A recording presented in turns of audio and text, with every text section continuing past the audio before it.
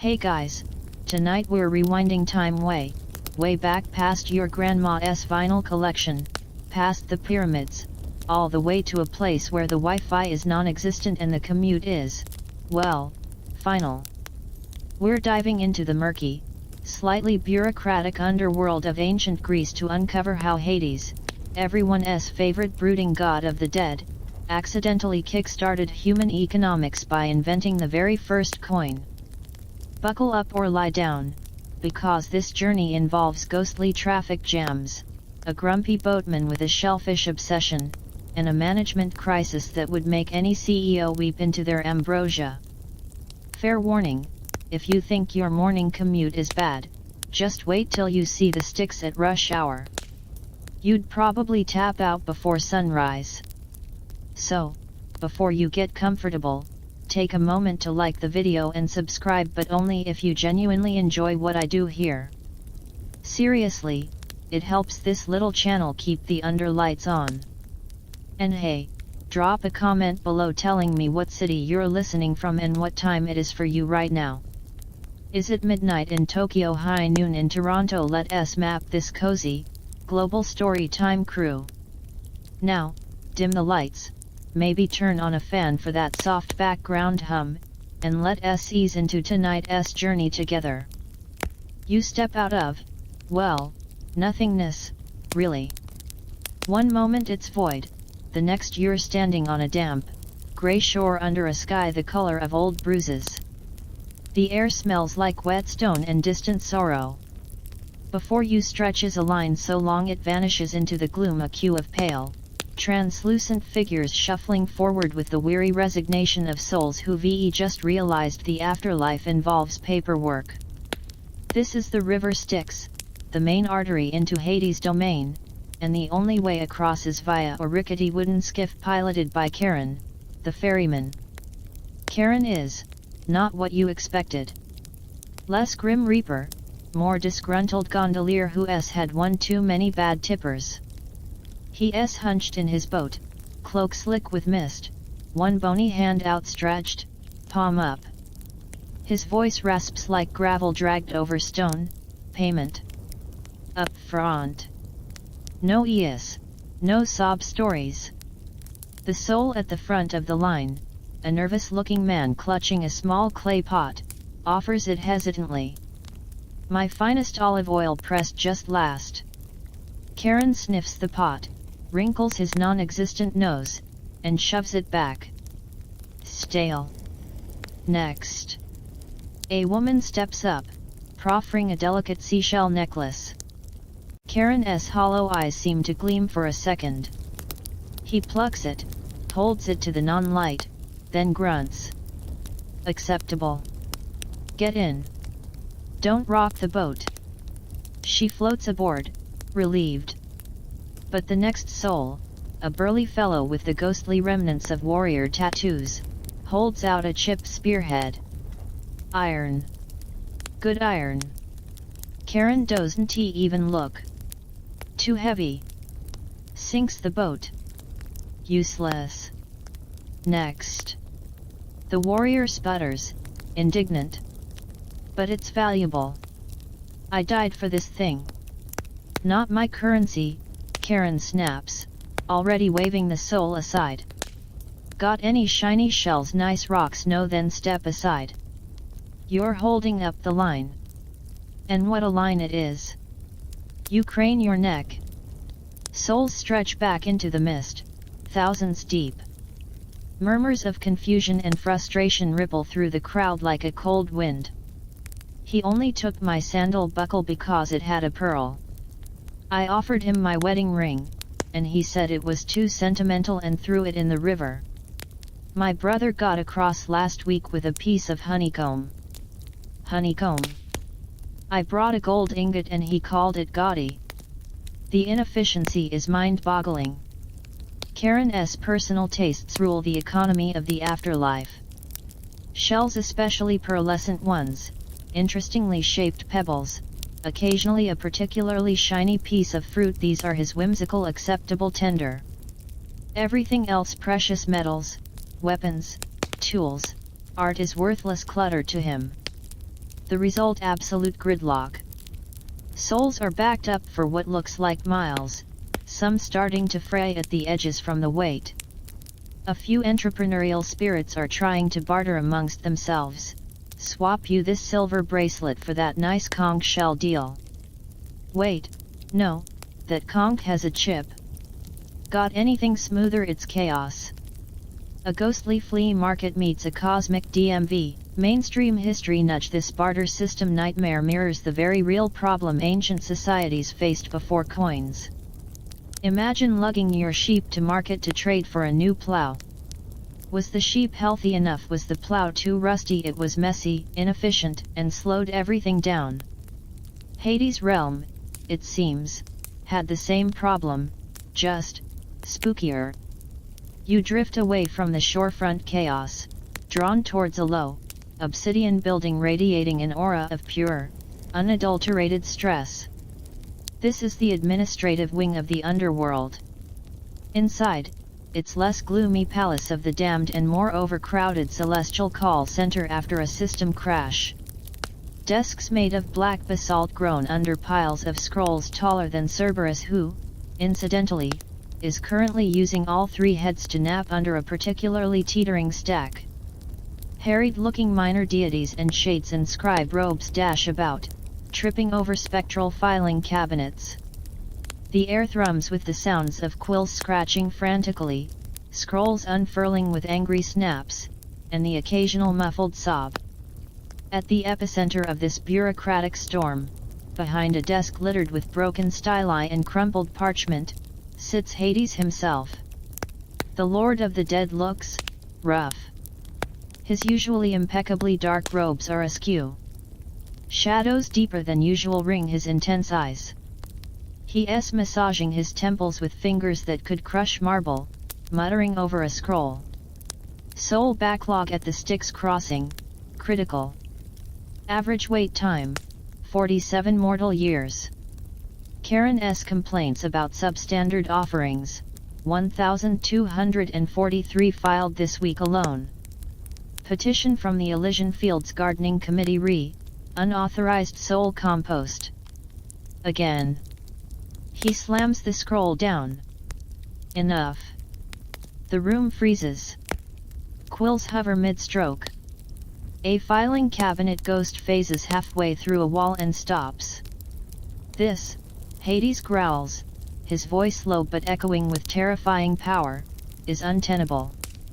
I am the ruler of the richest realm in existence. Every memory, every tear, every ounce of love and regret ever felt ends up here.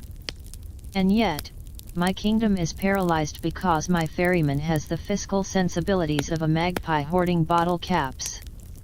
He stands, pacing like a caged panther. We need order. Predictability. A system that doesn't rely on whether Karen thinks a piece of driftwood is artistically pleasing on a Tuesday.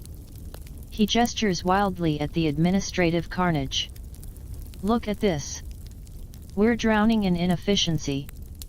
How am I supposed to manage the cosmic balance of souls when we're stuck arguing the exchange rate between a sardine bone and a slightly luminescent mushroom?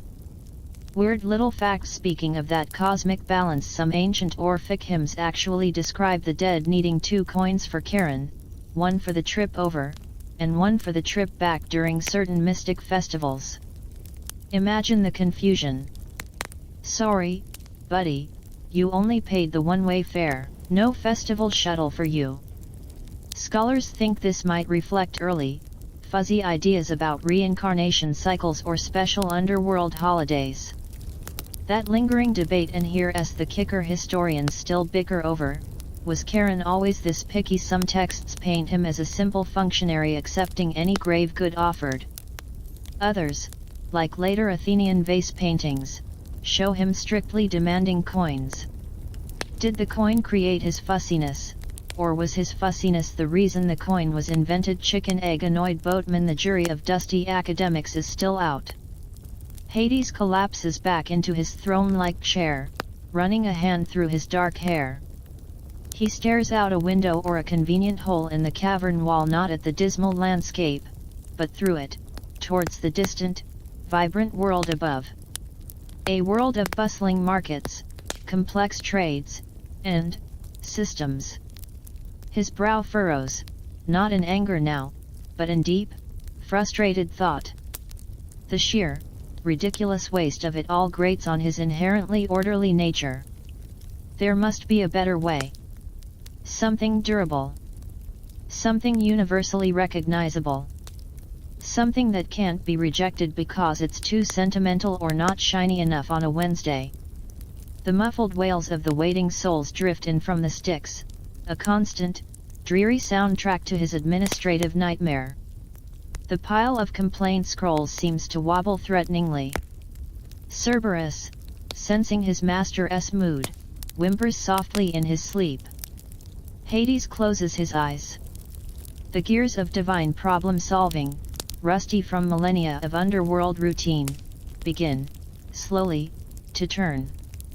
The air in the administrative wing is thick enough to choke a lesser shade, a potent cocktail of desperation, burnt lamp oil, and the faint, lingering scent of divine frustration. Hades pushes himself up from his throne desk with a sigh that seems to rattle the obsidian foundations. "I need to see it," he mutters, more to himself than anyone else. The sheer scale of this incompetence. He strides towards the massive, shadow-woven doors, his dark robes swirling like storm clouds. You instinctively fall into step behind him, a silent ghostly observer tagging along on the boss's impromptu walkabout. Cerberus, sensing movement, lifts one sleepy head, whines softly about being left out of the fun or misery, and promptly goes back to snoring under the scroll avalanche. Out into the cavernous gloom you go, leaving the frantic scratching of quills behind. The path beyond the admin wing isn't paved, it's more like compressed sighs and forgotten regrets underfoot. It winds downwards, deeper into the heart of Hades' domain. The oppressive quiet of the shore is replaced by a rising cacophony, a low, discordant murmur that grows louder with every step. It's the sound of countless voices whispering, arguing, pleading, and occasionally wailing. It's the sound of process. You arrive at a site that makes the Styx queue look orderly, the Hall of Judgment. Forget celestial serenity, this place resembles the world's most stressful open-plan office crossed with a particularly chaotic bazaar. 3 imposing, obsidian thrones dominate a raised dais. Only 2 are occupied. Rhadamanthus, stern-faced with a neatly trimmed beard that seems carved from granite, pores over a glowing scroll, his brow furrowed in concentration. Minos, radiating an air of weary authority, listens intently to a translucent farmer passionately arguing about why his slightly underweight sacrificial goat should count towards a favorable verdict. Aeacus' throne sits empty. Whereas Aeacus, Hades' voice cuts through the din, sharp enough to make a nearby fury flinch. A harried-looking shade clerk materializes, clutching a wax tablet overflowing with notes. "Lord Hades. Aeacus is, adjudicating a dispute in the Asphodel Meadows, sir. Something about prime shade lounging real estate near a particularly melancholic willow. It's gotten heated." Hades pinches the bridge of his nose. "Of course it has. Carry on." He gestures for you to follow him along a walkway overlooking the main floor. Below, it's pandemonium. Souls cluster around makeshift podiums manned by minor judges or harried clerks. Arguments erupt like geysers, "But I did return that borrowed donkey. Eventually," cries a merchant soul, waving spectral receipts. "He promised me 3 amphorae of wine for my daughter's hand. He delivered 2.5. Wails another. The fates cut my thread too soon. I was just about to invent fireproof tunics." Insists a sooty-looking inventor. Mainstream history nudge. This chaotic judicial scene mirrors the very real development of early Greek law courts, like the Areopagus in Athens. moving disputes away from clan vendettas to formalized if often crowded and noisy judgment was a massive societal step, though efficiency wasn't always its strong suit. Hades' realm, it seems, is grappling with similar growing pains, just with higher existential stakes and less sunlight. Hades stops near a large, ornate jar overflowing with tightly rolled papyri. A sign, etched with slightly desperate-looking letters, reads, "Complaints and suggestions, no guarantee of response." This, Hades says, his voice dripping with sarcasm so thick you could build a tomb out of it, is our feedback loop. He pulls a random scroll. Unfurling it, he reads aloud, "Petition for warmer mist in Sector 7B. Current mist gives me phantom shivers.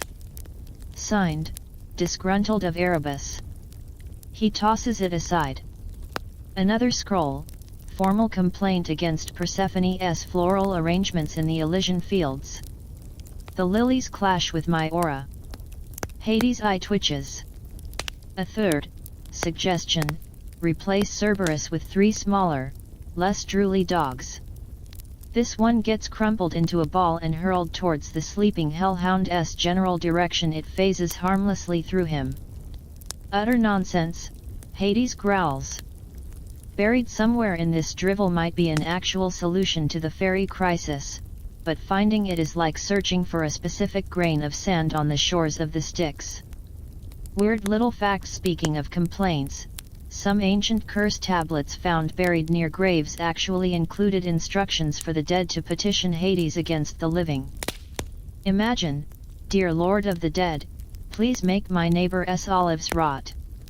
Sincerely, your recently arrived tenant." Talk about holding a grudge beyond the grave. Scholars think these were attempts to bypass the clearly overwhelmed official complaint channels.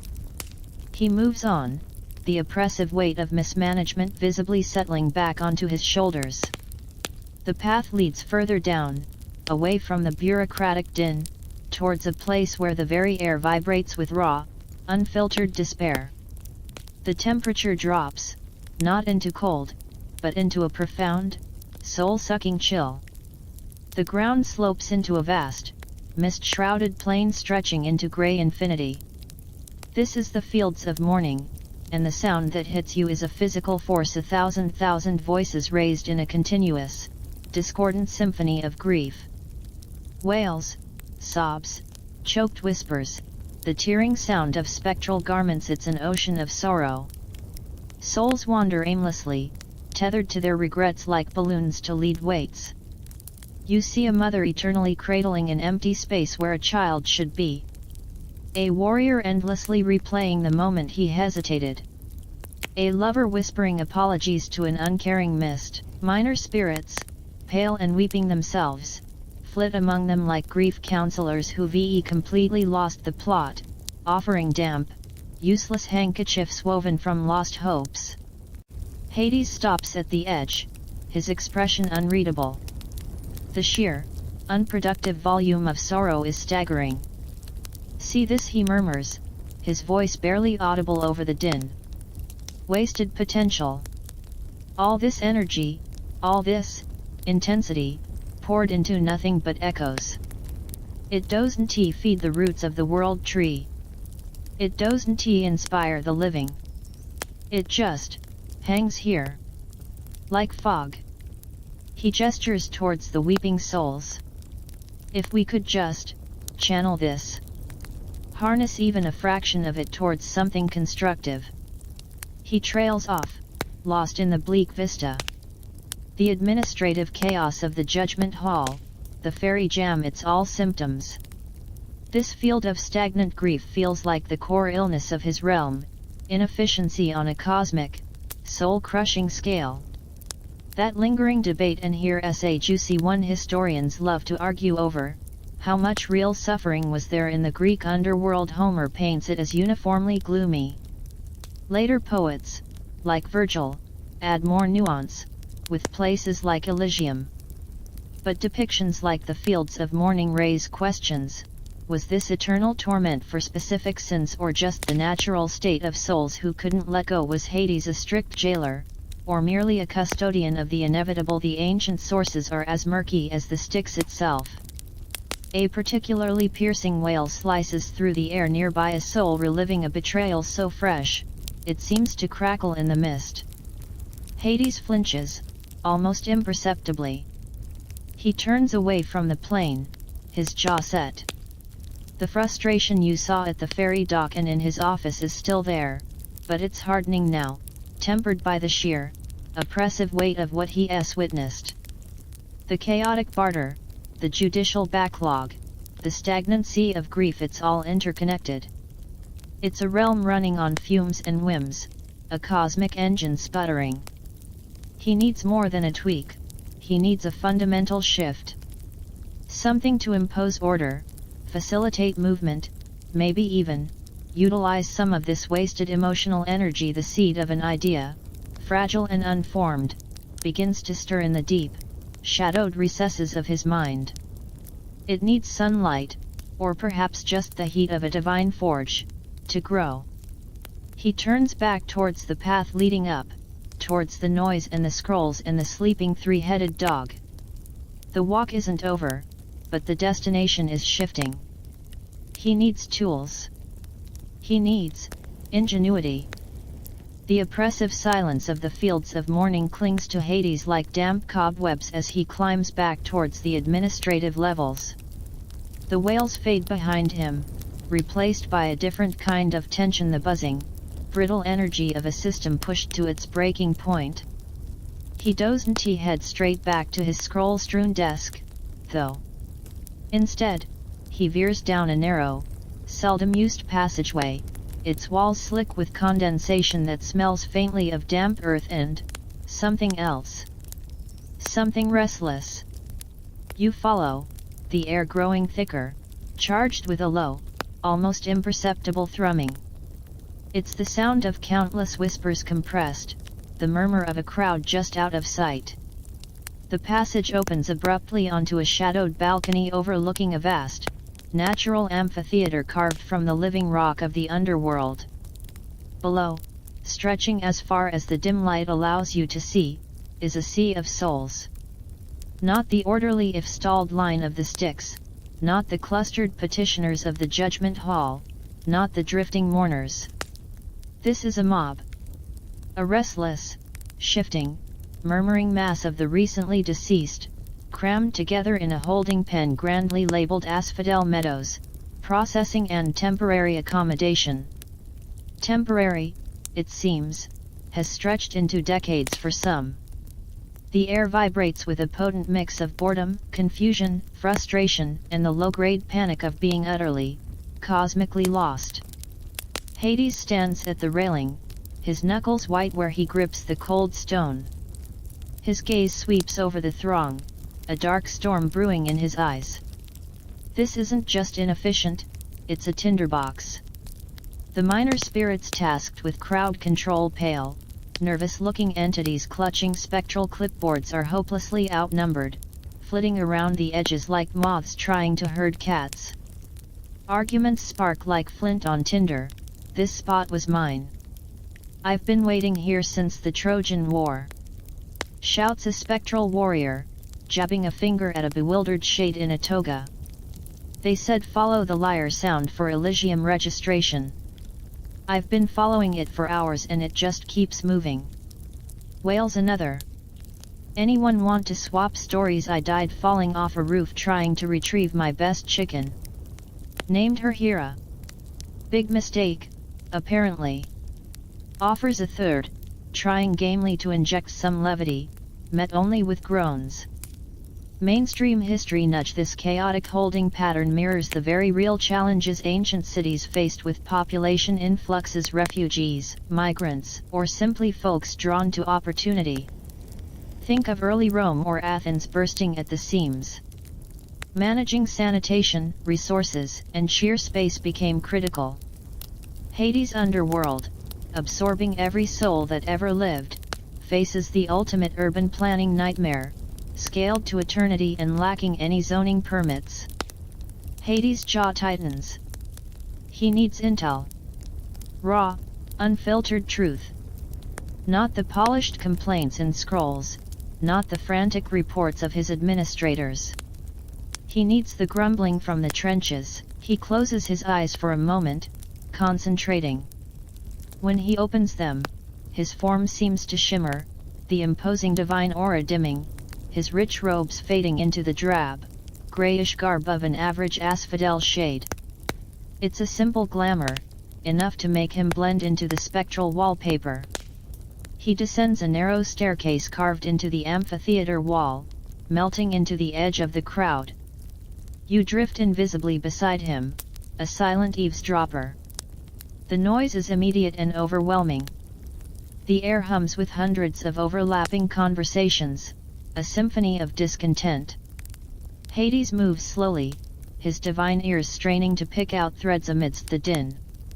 He doesn't have to wait long. Utterly ridiculous, a woman's voice cuts through nearby, sharp with annoyance. She's gesturing with a translucent fragment of what might have been a delicate vase. I offered Karen this beautiful Lekeitha's family heirloom, painted by a master.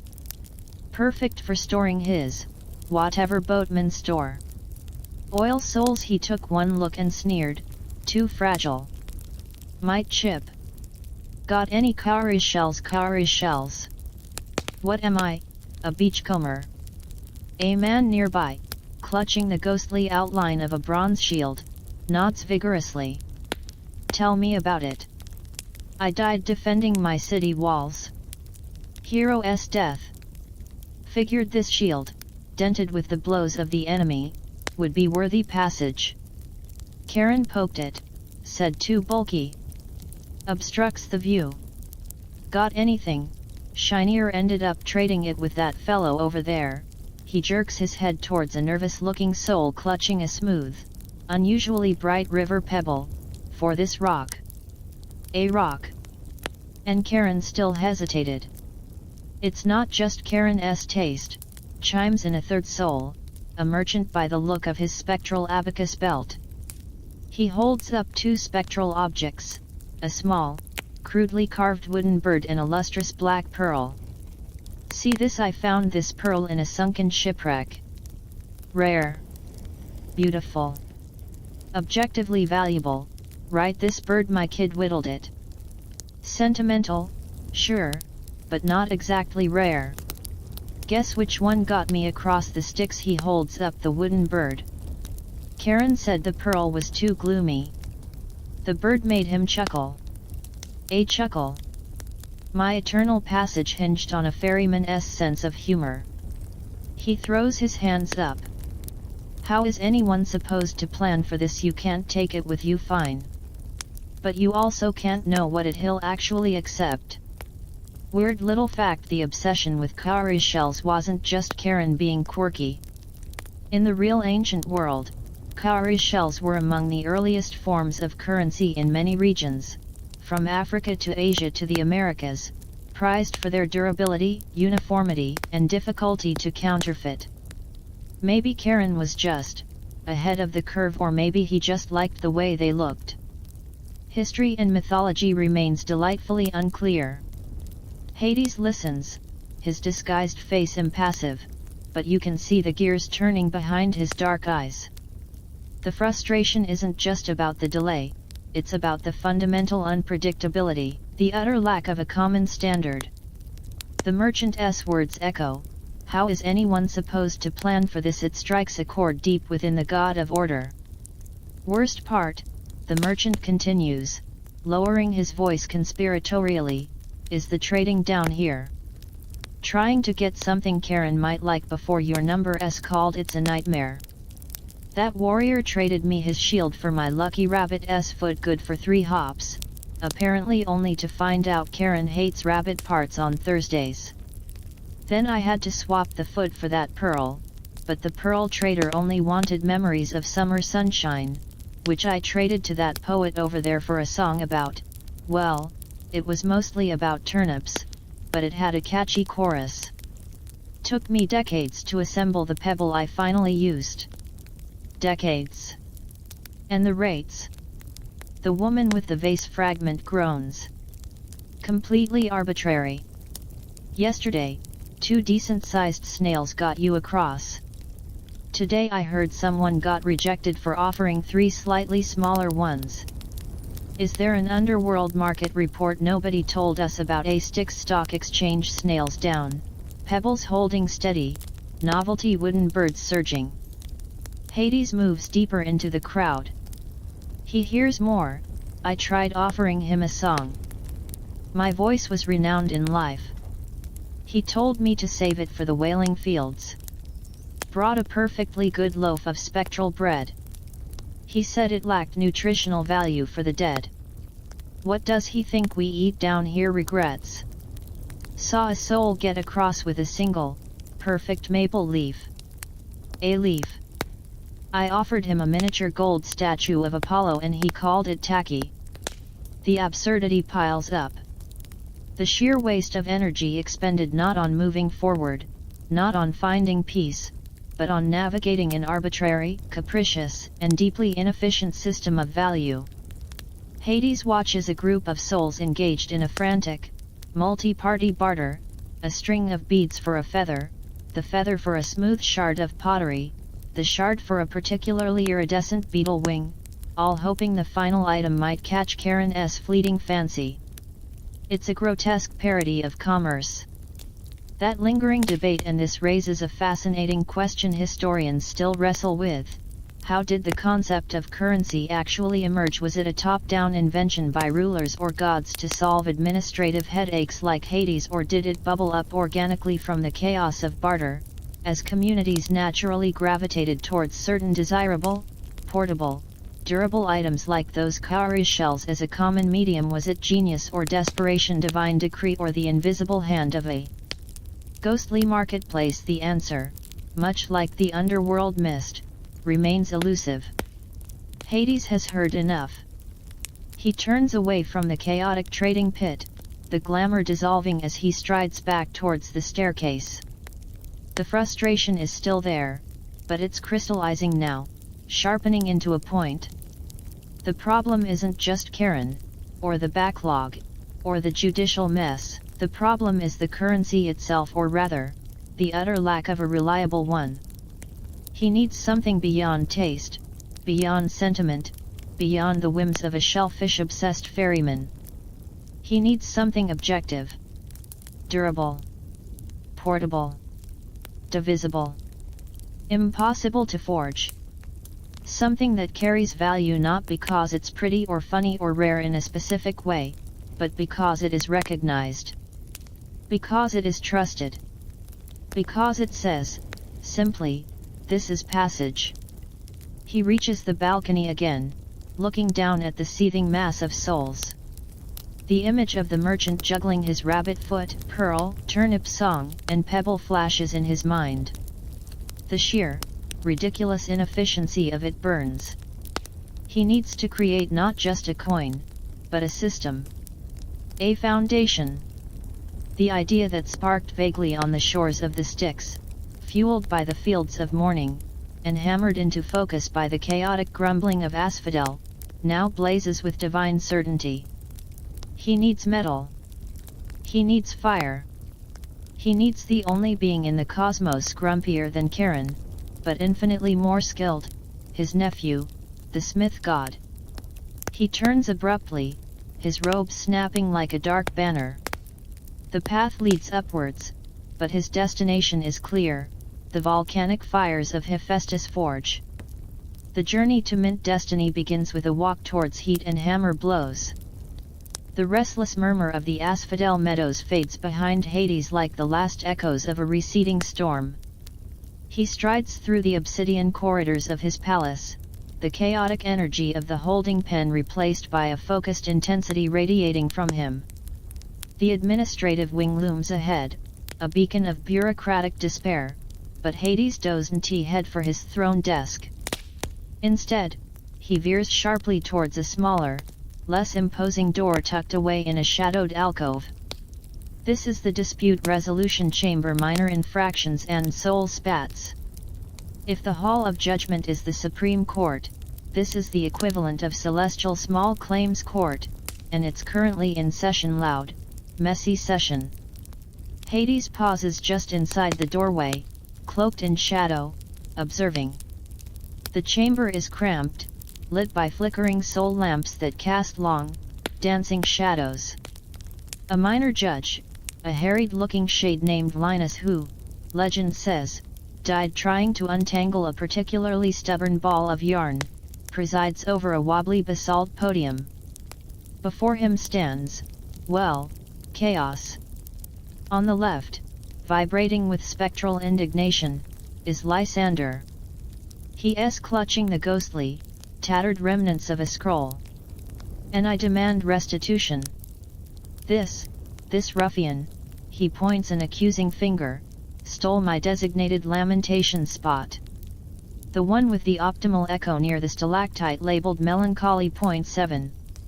I'd spent weeks calibrating my size to resonate at precisely 432 groans per minute. It's irreplaceable. On the right, shuffling his translucent feet and looking profoundly bored, is Boris. He's idly picking at a non-existent thread on his spectral tunic. Wasn't he using it? He mumbles. Saw a better echo near the wistful whisper alcove. More wistful. Wasn't he using it? Lysander shrieks, the sound making a nearby pile of complaint scrolls vibrate. That spot was mine.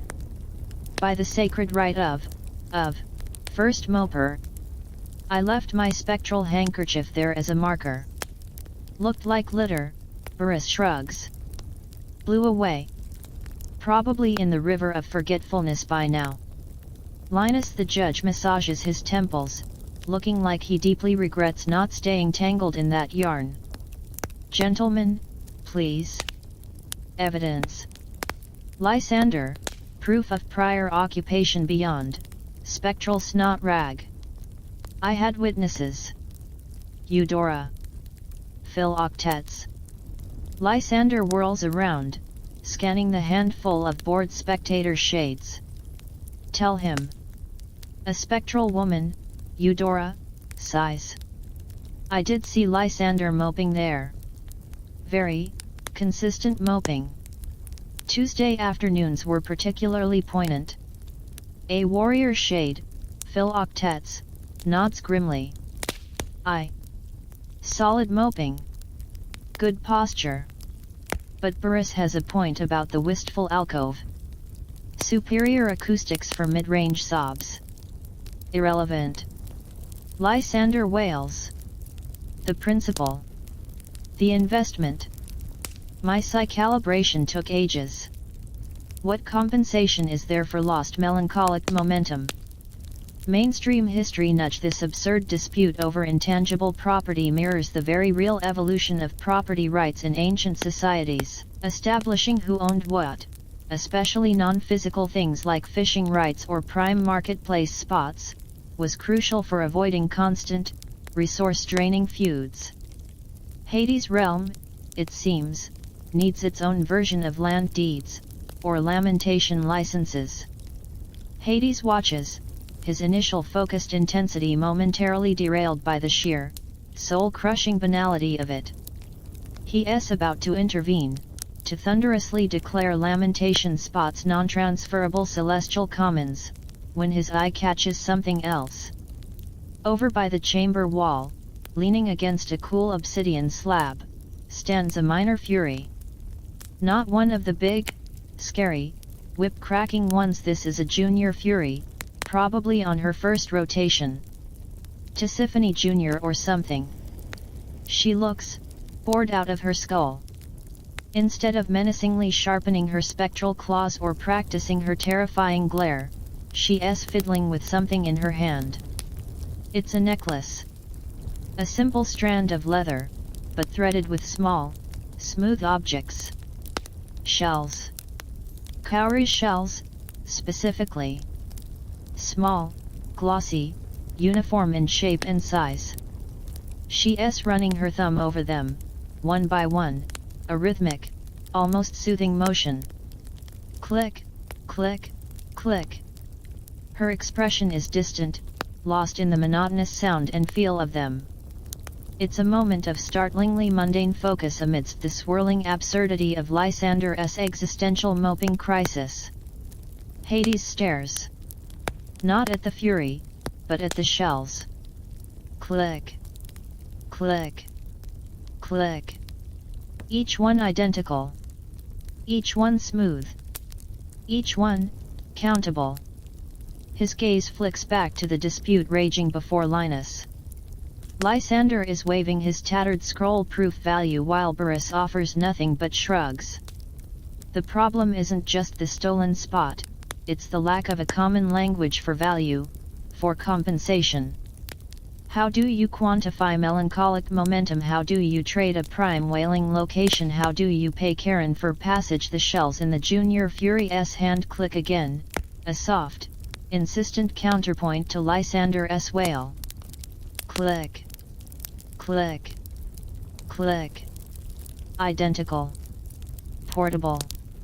Durable. Recognizable. A spark ignites in the deep obsidian of Hades' eyes. It's not about the shells themselves. Karen's obsession with cowries is arbitrary, impractical for large-scale trade. But the principle. The idea of a small, uniform thing. Something that carries value not because it's a family heirloom, or a rare pearl, or a funny wooden bird, but because it is agreed upon. Because it is standardized.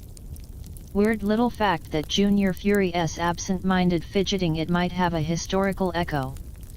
Archaeologists have found ancient Greek curse tablets called katadesmoi, sometimes pierced with holes, suggesting they might have been worn perhaps as amulets, or even traded. Could early currency have roots in ritual objects or tokens? It's a fringe theory, but a fun one.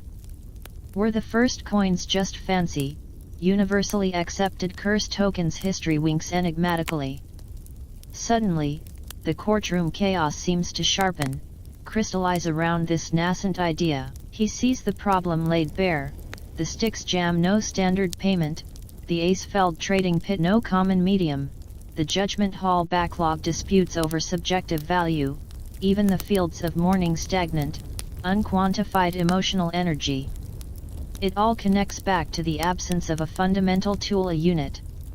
A measure. A token of exchange. Enough. Hades' voice, though not thunderous, cuts through the chamber like a cold blade. Lysander's wail dies in his throat. Burrus stops picking his tunic. Linus looks up, startled and relieved. Even the Junior Fury snaps to attention, hastily hiding her shell necklace. All eyes turn to the Lord of the Dead. He strides forward, ignoring the disputing souls, his gaze fixed on an invisible point far beyond the chamber walls. Linus. Judgment, the lamentation spot is communal property. No permanent claims. Rotate weekly. Lysander, first rotation at the Wistful Whisper alcove. Burrus, you get the stalactite next week. Learn to appreciate different tonal qualities of grief. Case dismissed. His tone brokers no argument. He turns sharply, his mind ablaze. The image of the shells click, click, click is overlaid with the chaotic bartering of Asphodel, Karen's dismissive sneer, the weeping souls in the fields. He needs something like the shells, but better. More permanent. More authoritative. Metal. It has to be metal. Hard to fake. Durable. Can be shaped, marked, stamped. That lingering debate, and here's where historians get really heated. What defines the first true coin? Was it the Lydian electrum lumps decades or centuries later, or was it something earlier, perhaps a standardized weight of metal used in Near Eastern trade long before it bore a king's face? Does the stamp, the mark of authority guaranteeing weight and purity, make the coin? Or was the concept of standardized metallic value the real breakthrough? Hades' idea leans towards the latter, but the stamp is coming. Oh, it's coming. He walks out of the dispute chamber, leaving bewildered souls and a relieved Junior Fury in his wake. He doesn't return to his desk. He walks with purpose, back towards the grand corridor, but his path isn't aimless now. He needs the primal heat of creation. He needs the transformative power of the forge. He needs the one being whose mastery over metal rivals his own mastery over shadows. The solution isn't in a scroll or a complaint box. It's in fire, hammer, and anvil. The abstract idea sparked by a bored Fury's fidgeting now demands physical form. He needs Hephaestus. The journey to the volcano begins not with a step, but with a single, resonant thought: metal. Marked. Mine. The oppressive stillness of the palace corridors feels suddenly claustrophobic after the raw chaos of the asphodel meadows and the petty absurdity of the dispute chamber. Hades doesn't pause, doesn't reconsider. The image of those clicking shells, small, uniform, countable, burns in his mind like a brand. Metal. It has to be metal. But not just any metal. It needs weight. Permanence. Authority. Something that resonates with the very bones of the earth, something that can whisper trust even in the echoing silence of eternity. He needs fire. He needs the hammer. He needs the smith. You follow him as he strides towards a section of the palace wall that seems thicker, darker, more ancient than the rest. There are no grand doors here, just a subtle archway formed by converging shadows. Hades raises a hand, not in a grand gesture, but a precise, almost lock-picking motion. The shadows ripple, coalesce, and solidify into a portal, not a swirling vortex, but a perfectly circular opening revealing not another corridor, but the raw, fiery throat of a volcano. The heat hits you first, a physical wall that makes the underworld's ambient chill feel like a memory. Then the noise, a deep, rhythmic thud-thud-thud like a titan's heartbeat, punctuated by the hiss of steam, the clang of metal on metal, and the whirring, grinding sounds of complex machinery. The smell is overwhelming: molten rock, hot metal, ozone, and something else, the sharp tang of divine ingenuity mixed with volcanic sweat. Hades steps through without hesitation. You follow, bracing yourself. The transition is jarring. One moment, cool obsidian and spectral whispers; the next, you're standing on a narrow, obsidian walkway jutting out over a chasm of pure, churning lava. Far below, the molten rock glows with an intensity that hurts the eyes, casting flickering, monstrous shadows on the cavern walls. The air shimmers with heat.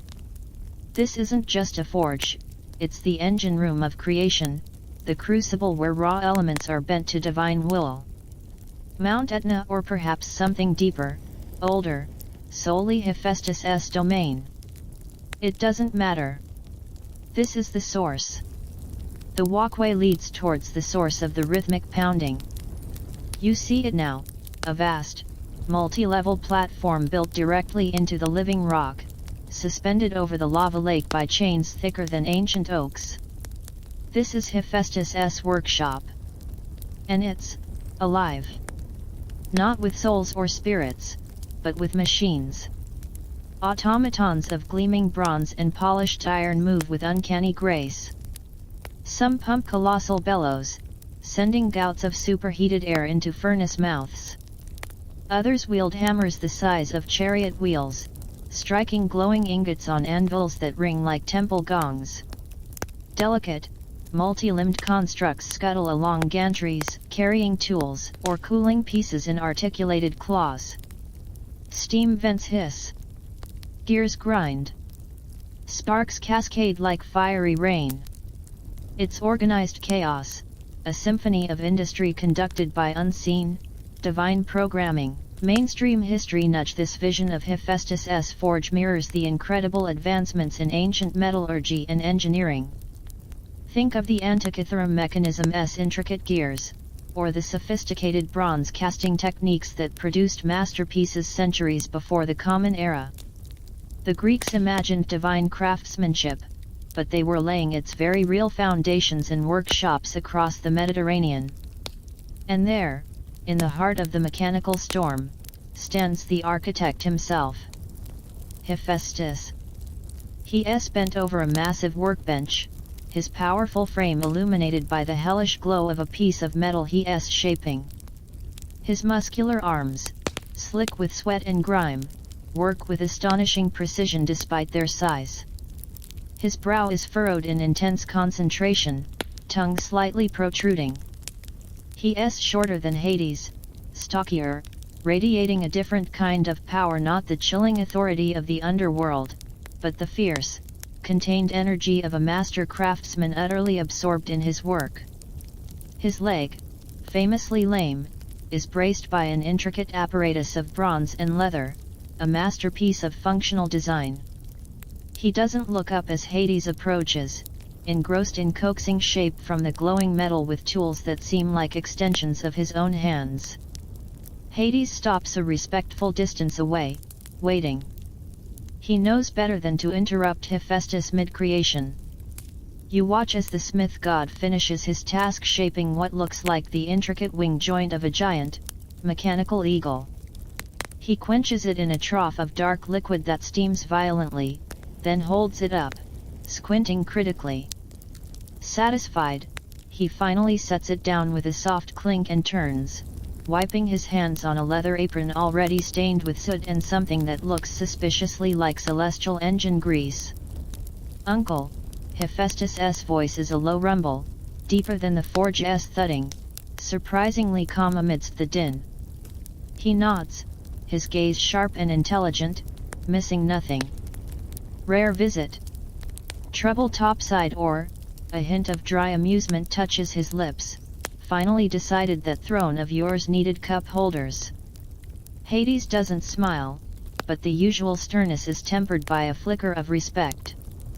"Nephew. Your domain hums with purpose, as always." He gestures vaguely at the whirring automatons and cascading sparks. "Mine hums with confusion. Gridlock. Inefficiency on a scale that would make Sisyphus weep with frustration." "Ah," Hephaestus grunts, leaning back against his workbench, crossing his arms. The ferryman's little, aesthetic crisis herd whispers. Souls stacking up like cordwood because he won't take anything that clashes with his mood. He picks up a small, complex-looking gear mechanism, fiddling with it absently. "Sounds like a management problem. My area's fire and force. Not personnel.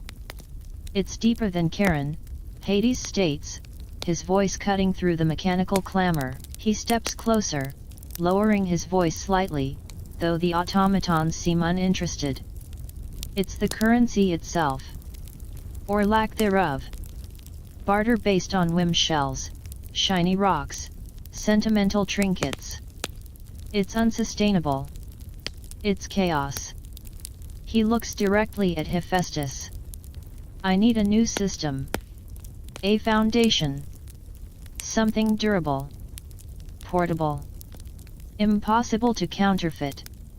Something that carries value inherently, by its nature and its mark." He holds up a hand, conjuring a perfect, shimmering illusion of one of the cowrie shells the Junior Fury had been fidgeting with. "Like this.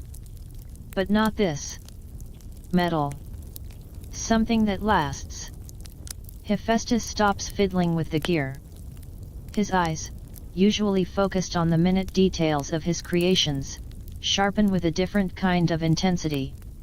He stares at the illusionary shell, then looks down at the complex gear in his hand, then back at Hades.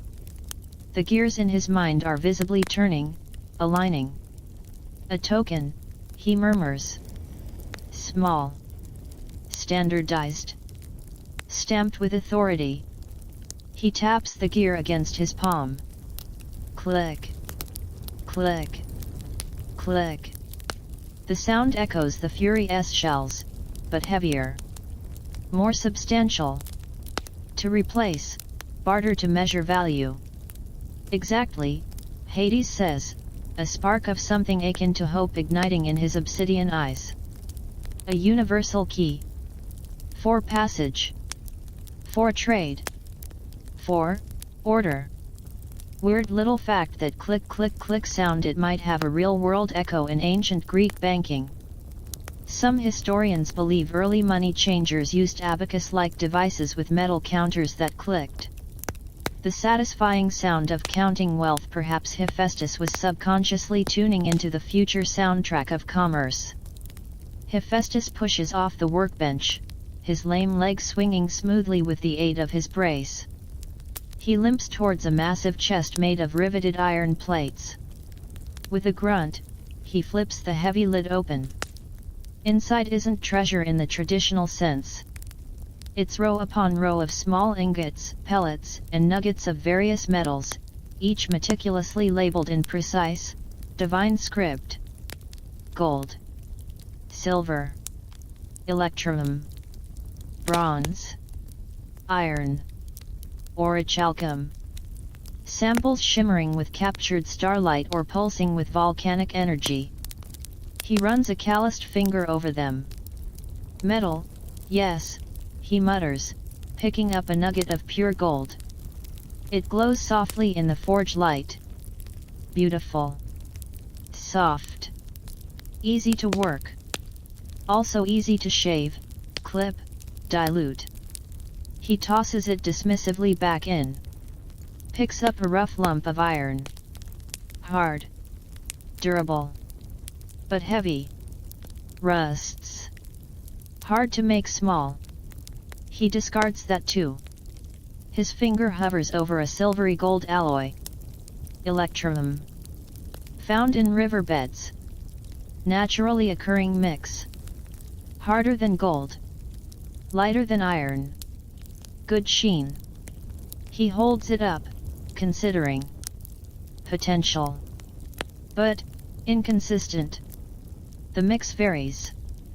One lump might be mostly gold, another mostly silver. Hard to guarantee purity. Hard to set a fixed value. He looks at Hades, the problem solver in him fully engaged now, the initial reluctance gone. So. Requirements: durable. Portable. Consistent. Hard to fake, needs a mark your mark to guarantee its weight and purity. To say this is worth this. He slams the chest lid shut. Electrum is the best starting point. But we need to refine it. Control the mix. Make every piece identical. That lingering debate and here is a hotly contested point, why Electrum was it truly the best choice, or simply the most readily available precious metal alloy in Lydia where coins did first appear historically? Could they have used pure silver or gold earlier? Some scholars argue Electrum's natural hardness made it more practical for circulating coins than pure gold. Others think its variable composition was actually a flaw that pure metal coins later solved. Hades and Hephaestus are opting for refinement, imposing divine consistency on nature's variability. Hephaestus gestures towards a complex apparatus humming near a secondary furnace. Tubes, condensers, and crucibles gleam. Distillation. Separation. We pull the gold and silver apart from the natural muck, then recombine them in exact proportions. A controlled alloy. Consistent weight, consistent quality. His eyes gleam with the challenge. Then, the shaping. The marking. He picks up a heavy steel cylinder from his bench, a punch die, currently blank. This will bear your seal. Stamped with force. Into the hot metal. A promise. An authority. He looks at Hades, a question in his eyes. The design, uncle, what symbol speaks for the underworld? What says trust this? This is passage. Hades stares at the blank die, then out at the churning lava lake, then back at the automatons toiling with tireless precision. The symbol needs weight. recognition. An echo of his domain's power and order. It needs to be unmistakable. It needs to be his. A slow, rare smile, more like a crack in obsidian, touches Hades' lips. The concept, born of frustration and a furious fidgeting, is about to take its first, fiery step towards reality. The crucible awaits. The rhythmic thud-thud-thud of the great forge hammers seems to sync with the pulse of Hades' mounting resolve. Hephaestus holds the blank steel die, its surface smooth and expectant under the hellish glow. The question hangs in the superheated air, what symbol? But before Hades can answer, the smith god's sharp eyes narrow, a new line of thought sparking. He tosses the die onto the workbench with a heavy clunk, the sound swallowed by the forge's roar. Hold on, Hephaestus rumbles, wiping sweat and soot from his brow with a forearm thick as an oak branch. He limps back towards the chest of metals, flinging it open again. This time, he doesn't just look, he sniffs. He picks up the nugget of pure gold, rubs it between powerful fingers, then holds it close to his ear as if listening. He repeats the process with the silver, the iron, the electrum. His expression shifts from analytical to deeply skeptical. Problem, uncle? Bigger than the stamp. Hades raises an eyebrow, the intense focus on the symbol momentarily broken. Explain. Hephaestus holds up the electrum lump. This. All of it. It's mortal. He spits the word like a bad taste. Oh, it's durable enough by their short-lived standards. But down there, he gestures vaguely towards the portal shimmering back to Hades' realm, time isn't a drip. It's an ocean. An endless, eroding ocean. He tosses the electrum back into the chest with surprising force. Gold wears thin. Silver tarnishes. Iron rusts into nothingness. Even this alloy, he shakes his head. Centuries of souls clutching them, trading them, dropping them in the Styx they pit. They bend. They lose weight. They become unreliable. He picks up a small, intricate bronze automaton spider scuttling across his bench. See, this works perfectly. Now. He breathes on it, a puff of steam that smells faintly of the river Lethe, the mist of forgetfulness, somehow captured and condensed in his workshop. The tiny bronze legs instantly slow, stiffen, and develop a fuzzy patina of verdigris. 1,000 years of that down below, your pretty tokens become useless slugs. Or worse, he adds grimly, counterfeiter's playground. Shave a little here, add a little base metal there, chaos returns with a vengeance. Mainstream history nudge Hephaestus' concern wasn't unfounded. Real ancient coins did wear down over time. Archaeologists find Lydian electrum coins often clipped edges shaved off to steal precious metal or worn smooth from centuries of handling. Maintaining consistent weight and purity was a constant battle for early mints. Hades stares at the suddenly aged automaton spider. The implications sink in, colder than the Styx.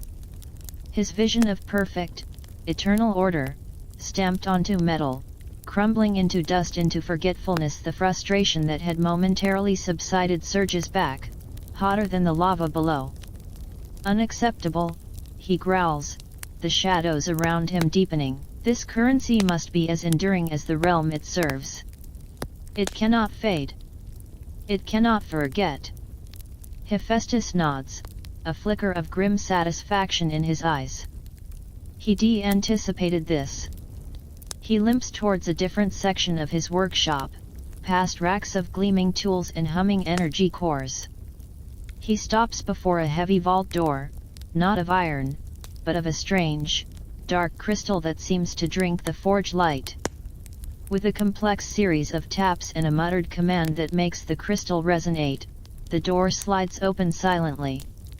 Inside, the air is unnaturally still and cold. Shelves line the walls, holding objects that shimmer with an inner light or pulse with contained power, a sliver of solidified moonlight, a jar of compressed thunderbolts, a sphere of pure, liquid shadow. If you want currency that lasts an eternity, Hephaestus says, his voice dropping to a reverent whisper, you need metal that remembers its divine. Not mined from the earth's tired bones, but conceived. He reaches in, his movements careful, almost tender, and pulls out a small ingot. It's unlike anything in the chest. It's not gold, silver, or electrum. It's a deep, resonant gray, like polished storm clouds at dusk. It seems to absorb light yet glow faintly from within. It feels impossibly heavy for its size, yet radiates a sense of profound stillness. Forged not just with fire, uncle, but with essence.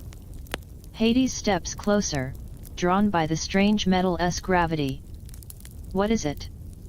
Names are clumsy things, Hephaestus murmurs, turning the ingot in his hands.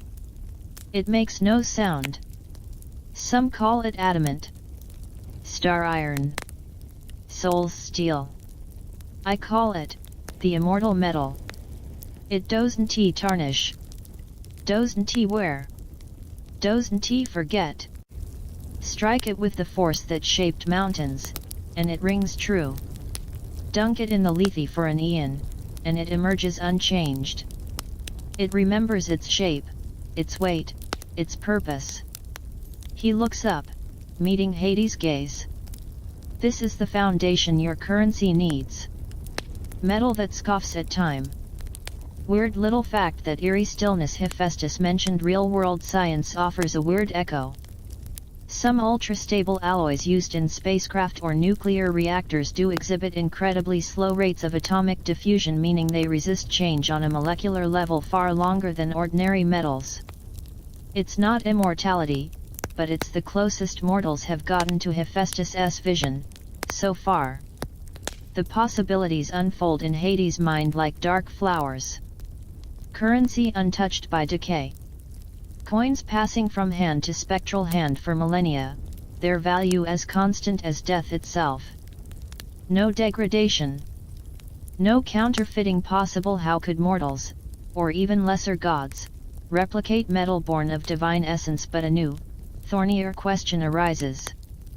The source, nephew, this essence, Hades asks, his voice low. The vault's contents felt finite, precious. Hephaestus' expression turns guarded. He carefully places the ingot back on its shelf. That, he says, closing the crystal vault door with a soft thrum, is the delicate part. It's concentrated, distilled, not easily harvested. Takes specific circumstances.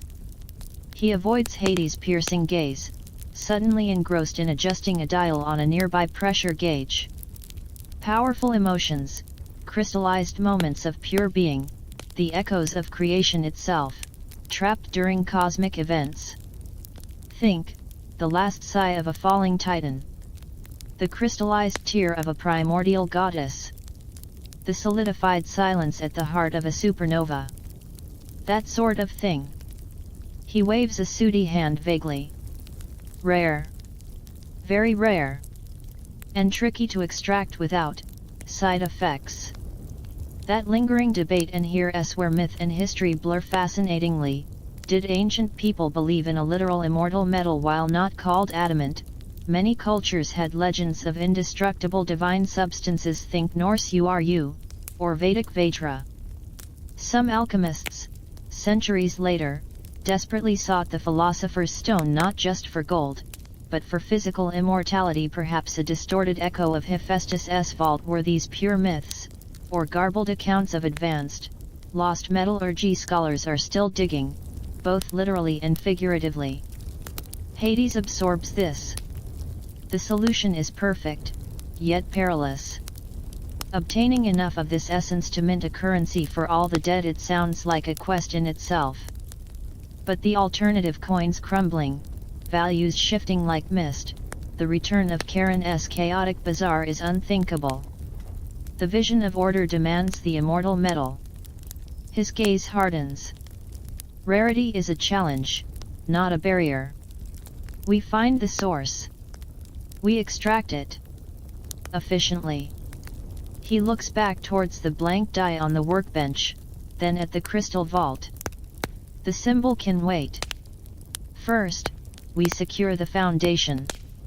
Metal that endures. He turns fully to Hephaestus, the lord of the dead, ready to bargain with the master of the forge. Show me how it's done, nephew. Show me where we harvest eternity. The heat of the forge feels different now. Less about creation, more about extraction. The quest for the perfect metal descends into the shadowy realm of divine resource gathering. The weight of eternity settles onto the anvil, waiting for the first hammer blow. The resonant thrum of the crystal vault door ceiling echoes in the sudden quiet between them. The forge's relentless clamor, the pounding hammers, hissing steam, whirring gears seems to recede, muffled by the weight of Hephaestus's revelation. Distilled essence. Crystallized moments. The solidified silence of supernovas. Hades stares at the closed vault, then at his soot-streaked nephew. The path to his perfect currency just plunged into the uncharted depths of cosmic metaphysics. Harvesting eternity, Hades repeats, the words tasting strange, almost blasphemous, on his tongue. The cool, immortal metal promised order. But the cost, these sources, these circumstances. Where do we begin? His gaze, usually fixed on the orderly realm below, now scans the vaulted cavern ceiling as if seeking constellations beyond the volcanic rock. Hephaestus wipes his hands on his apron, leaving new smears. He doesn't meet Hades' eyes directly, focusing instead on a complex dial glowing faintly on the vault door. Not where, uncle. When. And who? He gestures vaguely, encompassing the vastness beyond his fiery domain. The big stuff titan size, primordial tiers that archival. Locked deep in Tartarus vaults or scattered in cosmic debris fields. Retrieval a decades-long excavation. We need something fresher, more renewable. He limps away from the vault, back towards the main forge platform overlooking the lava lake. The intense heat seems to loosen his tongue. Think smaller. More focused. Powerful emotions, pure states of being, they radiate essence. Like heat from a forge. Most of it dissipates, lost in the ether. But concentrated bursts, sustained intensities that we can capture. Condense. He taps the side of his head. Design I've been tinkering with. Essence funnels. Think of them like divine lightning rods for raw being. Mainstream history nudge this concept of capturing emotional or spiritual energy isn't pure fantasy. Ancient cultures worldwide practiced forms of sympathetic magic, believing intense emotions, grief, love, rage held tangible power that could be harnessed in rituals or objects. Think of votive offerings imbued with prayer, or amulets charged with protective intent. Hephaestus is proposing a hyper-advanced, industrial version. Hades follows, the shadows clinging to him seeming to lean in, listening intently. Renewable sources, he muses, the administrator in him seizing on the practicality. Where in the cosmos do we find consistent, high-yield emissions of pure being? A slow, slightly unsettling smile spreads across Hephaestus's grimy face. He points downwards. Not towards the lava, but through the obsidian floor, towards the realm Hades knows intimately. You've got a whole continent of it, uncle. Downstairs. Bubbling away, utterly untapped.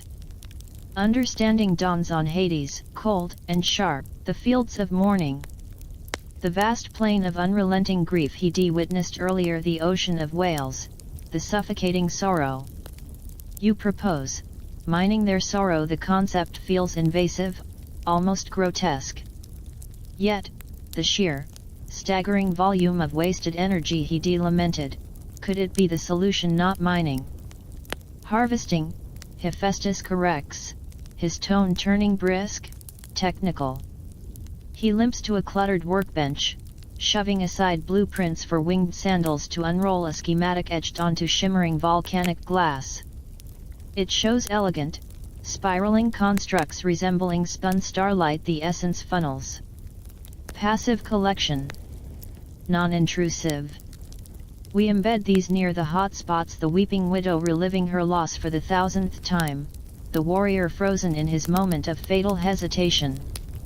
The funnel resonates with the intensity of their being in pain. It doesn't stop the feeling, doesn't diminish it. It just siphons the excess radiant essence that's otherwise bleeding uselessly into the void. He taps the diagram. Like catching the steam from a boiling pot. The pot still boils. Weird little fact: the non-intrusive aspect might have an eerie parallel in modern physics, the theoretical concept of zero-point energy extraction. The idea that vacuum space itself seethes with energy we could potentially tap without altering the source. Hephaestus' funnels operate on a divine, emotional scale, but the principle of harvesting ambient, waste energy resonates surprisingly with cutting-edge and highly speculative science. Hades studies the schematic. The elegance appeals to his sense of efficiency. The sorrow remains, a necessary part of his realm's fabric, but its chaotic, stagnant waste is transformed into something foundational. Order from despair. And the yield, he asks, the pragmatist overriding the initial unease. Hephaestus shrugs, a movement that makes his mechanical brace whir softly. Theoretical models are promising. Grief's potent. Pure, undiluted regret even more so. Love lost, that's high-grade stuff. 1,000 souls weeping at peak intensity, could condense enough essence for a single ingot in a decade, maybe less. Needs field testing. He looks up, his gaze challenging. Ethically, it's your domain, uncle. Your rules. Does taking the radiant byproduct of their suffering cross a line, or is it simply efficient resource management? That lingering debate, and here's where philosophers and historians get tangled. Does harnessing emotion even passively exploit the sufferer? Ancient Greek ethics were complex. Concepts like irate excellence, virtue, didn't preclude practicality. Was utilizing wasted sorrow for a greater systemic good seen as acceptable or a violation of the soul's sanctity? The myths don't say. Hades' decision will set a precedent echoing through eternity. Hades is silent for a long moment. He looks not at the schematic, but inward, towards the vast, grey plain he walked hours before. He sees the mother cradling emptiness, the warrior trapped in his hesitation. Their pain is real, a monument to mortal existence. Is taking the ethereal echo of that pain, the energy radiating outwards, truly a theft, or is it granting that pain a purpose, transforming stagnant sorrow into the bedrock of cosmic order? The scales in his mind tip decisively towards efficiency. Proceed, he states, his voice devoid of warmth but firm with conviction. Install the funnels. Start with the highest intensity zones. Monitor the yield. We need the metal. A flicker of respect, or perhaps just satisfaction at having his design approved, crosses Hephaestus' face. Right.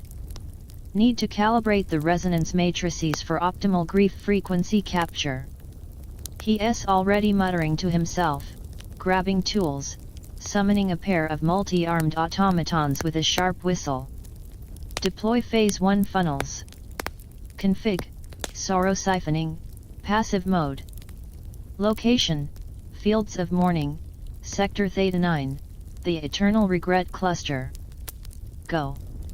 The automatons whir, pluck the delicate, star-spun constructs from a charging cradle, and vanish through a shimmering portal that opens and closes faster than a blink.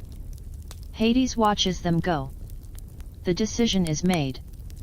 The fields of morning, once a symbol of his realm's greatest inefficiency, are about to become its most crucial resource field. The first step towards minting eternity has begun, not with a hammer blow, but with the silent siphon of sorrow. He turns back to the blank die on the workbench. While the essence condenses, the symbol awaits its final form. The metal will be immortal. The mark upon it must carry equal weight. His gaze drifts towards the portal back to his palace, where a certain three-headed guardian is likely still napping under a pile of scrolls. A slow, thoughtful frown creases his brow. The image needs to be unmistakable. It needs to be his. The design phase begins. The faint, almost musical whirring of the deployed essence funnels fades from the forge air, leaving only the familiar, grounding cacophony of industry. Hephaestus is already neck-deep in calibrations, muttering about sorrow harmonics and grief wave stabilization, surrounded by floating holographic schematics only he can fully decipher. The cosmic scale resource extraction is underway, a silent, ethereal harvest beginning beneath the fields of morning. But Hades, his focus has snapped back to the tangible, the immediate. The blank steel die lies on Hephaestus' workbench like an accusation. The immortal metal is secured in theory, but the symbol, the face of his new order, remains formless. He picks up the die. It's cold and heavy in his hand, inert potential. The metal for the coins will be eternal, unyielding. The mark stamped upon it must be equally enduring, equally unmistakable. It needs to scream underworld. It needs to whisper authority. It needs to make even the most skeptical shade or grumpy ferryman nod and say, yes. This is real. This is passage. You follow him as he strides back through the shadow portal, leaving the volcanic heat for the cool, silent corridors of his palace. The administrative chaos feels distant now, secondary. He walks with purpose, not towards his throne room, but towards a smaller, quieter chamber known as the iconographer's niche. It's tucked away behind a tapestry depicting the rather uneventful judgment of the lesser shades, mostly disputes over misplaced sandals in the afterlife.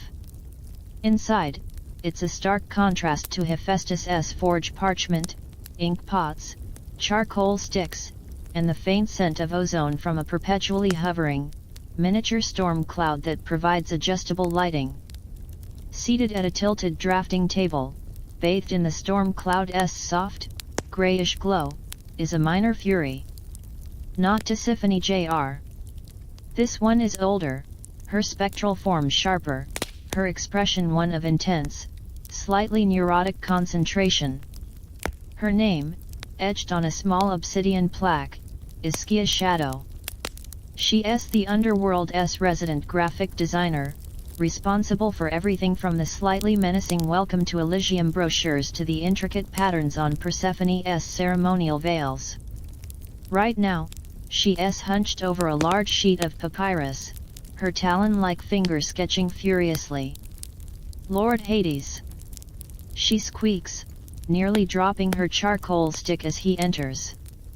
She scrambles to her feet, bowing deeply, a flutter of dark wings rustling nervously. I wasn't expecting. I'm just working on the new signage for the Pit of Mild Inconvenience.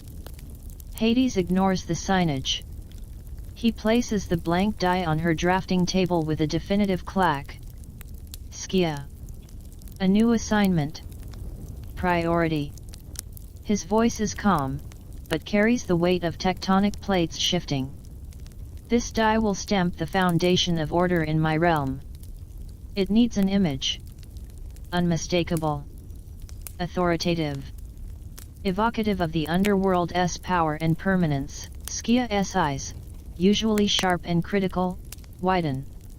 She stares at the die, then at Hades, then back at the die. The responsibility visibly settles on her, making her wings droop slightly. Oh, of course, Lord. An honor. Utterly. What did you have in mind? A stylized helm of darkness, the keys of Hades, perhaps a minimalist rendering of the Styx, very chic, very aqueous. No, Hades states flatly. Too abstract. Too impersonal. It needs weight. Presence. Something, living. Yet undeniably of this place. Skia nods rapidly, grabbing a fresh sheet of papyrus. Living. Got it. How about a majestic, coiled screech viper, symbol of hidden danger, eternal vigilance? Very striking profile. Her charcoal flies across the parchment. In seconds, a highly stylized, rather handsome viper emerges, fangs bared artistically. She holds it up proudly. Hades looks at it. He says nothing. The silence stretches. Skia's proud smile wilts.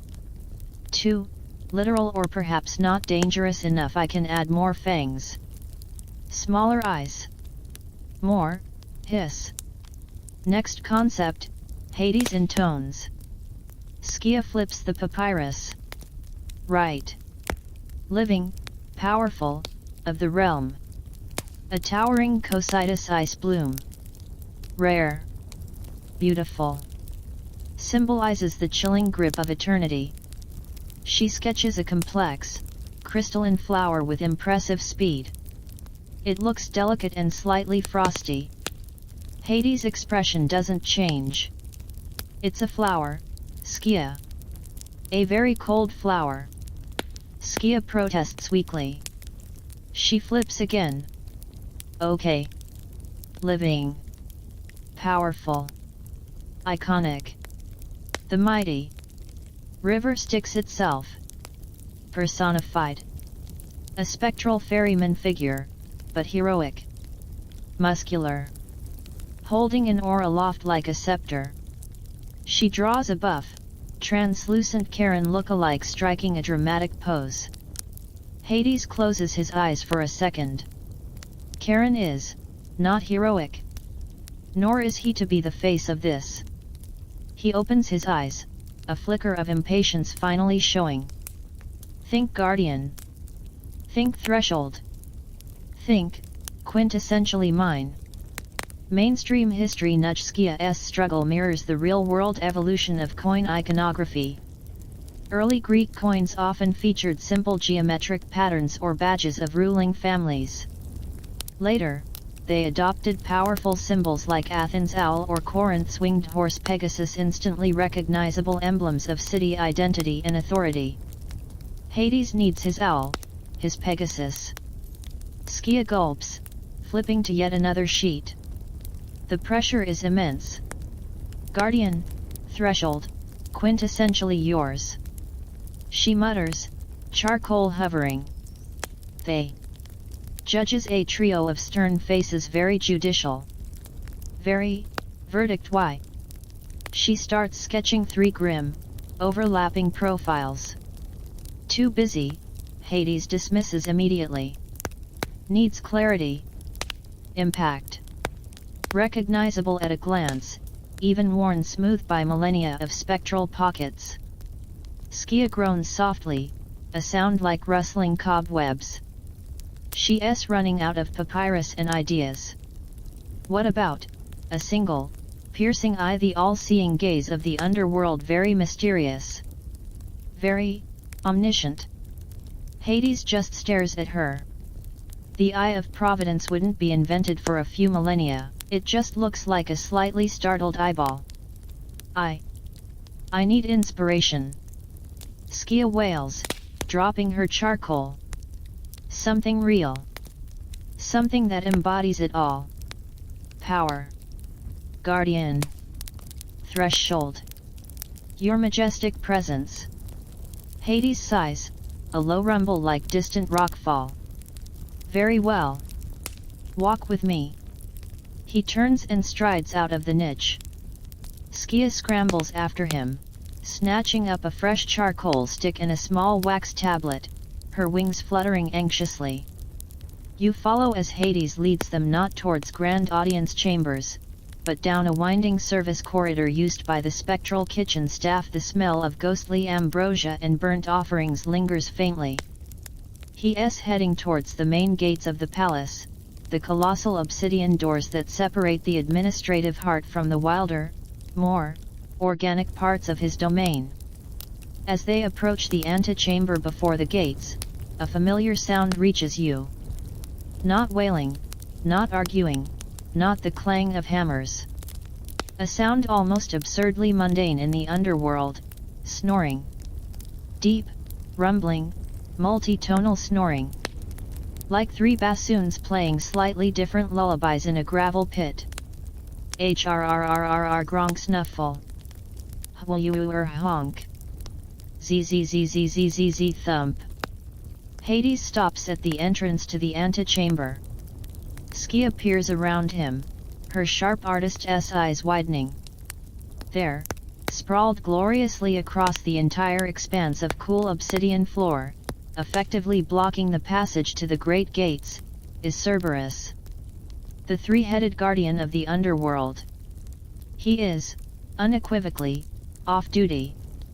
All three massive heads are lolling, tongues slightly protruding. One head rests on a pile of shredded complaint scrolls, likely Iacus's missing paperwork. Another is nestled against a discarded, oversized spectral sandal. The third is simply pillowed on its own enormous paw. Drool. The consistency and luminosity of liquid moonlight glistens on the floor beneath each slobbering muzzle. His flanks rise and fall in a rhythm that shakes small pebbles loose from the ceiling. He is the picture of canine contentment, utterly oblivious to his sacred duty or the god standing 10 feet away. Weird little fact that luminous drool might not be entirely mythical. Certain deep-sea creatures do produce bioluminescent mucus. And some paleontologists speculate extinct giant amphibians might have had fluorescent secretions. Cerberus's drool could be a divine and slightly gross exaggeration of a real, if obscure, biological glimmer. Hades doesn't rage. Doesn't bellow.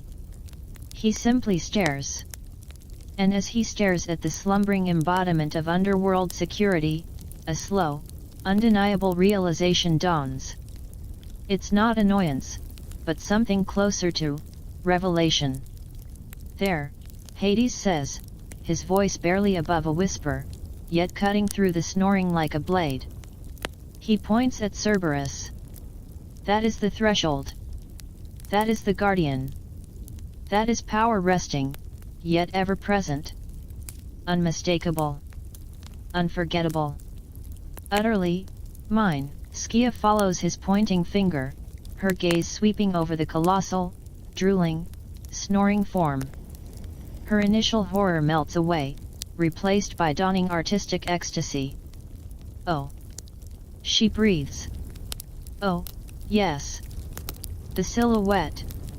The three heads. The primal loyalty.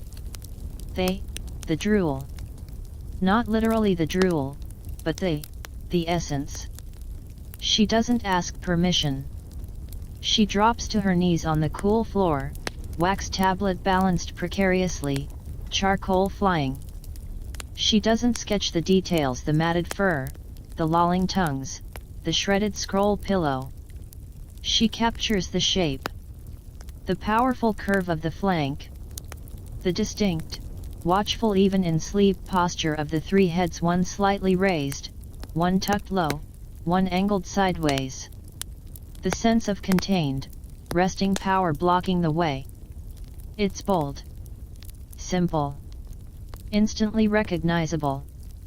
That lingering debate, and here's the fun argument: why three heads? Was it purely symbolic, past, present, future, or guarding the three main paths of the dead? Was it a dramatic embellishment by later poets, or did it reflect ancient encounters with particularly large, fierce guardian dogs? their ferocity multiplied in the telling. Some scholars even suggest a link to three-headed figures in Near Eastern mythology. Historians are still debating this issue to this day. Whether Cerberus's trio of noggins was theological, practical, or just really good for intimidating door-to-door salesmen. Hades watches Skia work, a rare, almost imperceptible nod of approval. The sleeping hellhound, utterly unaware, continues his symphony of snores, blissfully ignorant that he's just become the unwilling model for the world's first currency. Skia finishes with a final, bold stroke. She holds up the wax tablet. It's not a portrait. It's an icon. A stark, powerful silhouette of Cerberus at rest, yet radiating latent authority. It's simple enough to stamp clearly on a small coin. Complex enough to be unmistakable. It says, this realm. This gate. This power. Trust it. Perfect, Hades states. The single word carries the weight of finality. Engrave the die. Exactly this. Skia beams, clutching the tablet like a sacred relic. At once, Lord Hades. It shall be, iconic. She scuttles off, wings buzzing with creative fervor, back towards her niche and the waiting die. Hades remains for a moment longer, looking down at his slumbering guardian. Cerberus's middle head lets out a particularly resonant honk, snuffle, shifts, and sighs contentedly. The Lord of the Dead reaches down and, with a touch surprisingly gentle for a god of his stature, pats the massive head resting on the scrolls. Rest well, old friend, he murmurs, a hint of something almost like affection in his voice. Your likeness is about to become very busy. He turns away, leaving the guardian to his dreams. The symbol is chosen. The immortal metal is being harvested. The path to the first coin is narrowing, focused now on the fiery heart of Hephaestus's forge, where metal, mark, and divine will are about to collide under the hammer. The rhythmic symphony of Cerberus's snores fades behind you as Hades strides back towards the shadow portal, the freshly engraved wax tablet clutched in Skia's enthusiastic grasp feeling like a physical weight lifted. The face of eternity is chosen. Now, it needs its body forged in fire. You step back into the volcanic furnace of Hephaestus's domain. The heat hits like a physical blow after the palace's chill. The noise is a familiar roar, pounding hammers, hissing steam, the whirring grind of divine machinery. But something new hangs in the superheated air, anticipation. Hephaestus isn't hunched over his main workbench. He is standing before a newly assembled apparatus near the crystal vault, a complex array that hums with contained power. The smith god looks up as Hades approaches.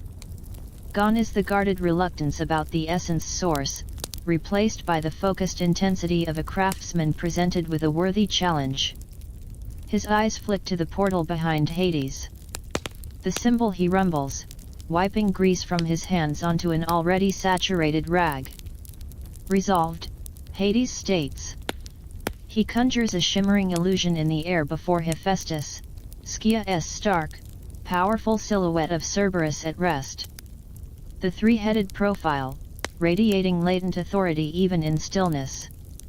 Engraving the die now. Hephaestus studies the image, head tilted. A slow, appreciative grunt escapes him. Solid. Simple. Unmistakable.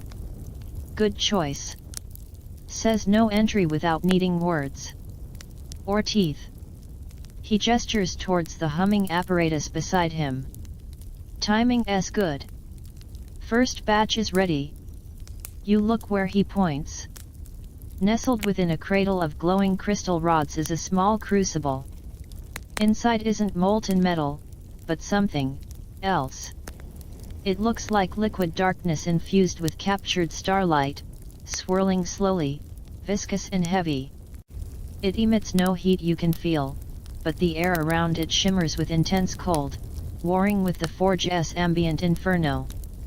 This is the condensed essence harvested from the fields of mourning, the solidified sorrow, regret, and lost love, purified and waiting. The immortal metal slurry, Hephaestus announces, a hint of pride in his voice. Phase 1 funnel output exceeded projections. Grief's a surprisingly potent fuel. Mainstream history nudge: this slurry stage mirrors the real-world process of creating electrum blanks. Natural electrum nuggets were hammered into rough discs or pellets before stamping. Hades and Hephaestus are skipping the mining, but the basic principle of preparing a consistent metallic mass remains. Just, theirs is significantly weirder. Hephaestus doesn't touch the crucible directly. Instead, he manipulates a series of levers on the apparatus. Articulated arms tipped with tongs made of the same dark crystal as the vault door descend. With astonishing delicacy, they lift the crucible, tilt it, and pour the swirling, cold luminous slurry into a series of small, open molds arranged on a conveyor belt forged from interlocking links of star iron. The slurry flows like thick ink, settling into the circular depressions. As it fills each mold, the exposed surface instantly solidifies, not into rough metal, but into perfect, smooth, featureless discs. They're a deep, resonant gray, cool to the touch even in the forge heat, and possess an unnatural weight. They look less like potential coins and more like miniature black holes rendered in metal. Cooling via controlled entropy siphon, Hephaestus explains, noticing Hades' intense gaze.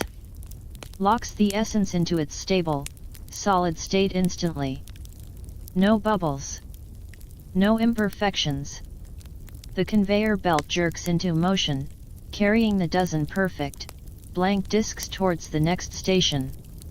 Weird little fact that instant cooling: think about vitrified metal experiments or rapid solidification techniques used today to create ultra-strong, amorphous metals. Hephaestus is essentially doing divine scale, emotion-powered metallurgical magic, skipping centuries of materials science. The next station is the heart of the operation, the stamping press. It's a massive, terrifyingly beautiful construct. Two colossal pillars of the same immortal metal frame a central anvil. Above it hangs the business end, the newly engraved die, now securely mounted. Scia's Cerberus design is rendered in exquisite, sharp relief on its face. The die itself glows with a contained inner heat, held at precisely the right temperature by focused energy beams humming from smaller auxiliary automatons. Below the anvil sits a recess perfectly sized for one of the blank discs. The whole apparatus thrums with potential energy.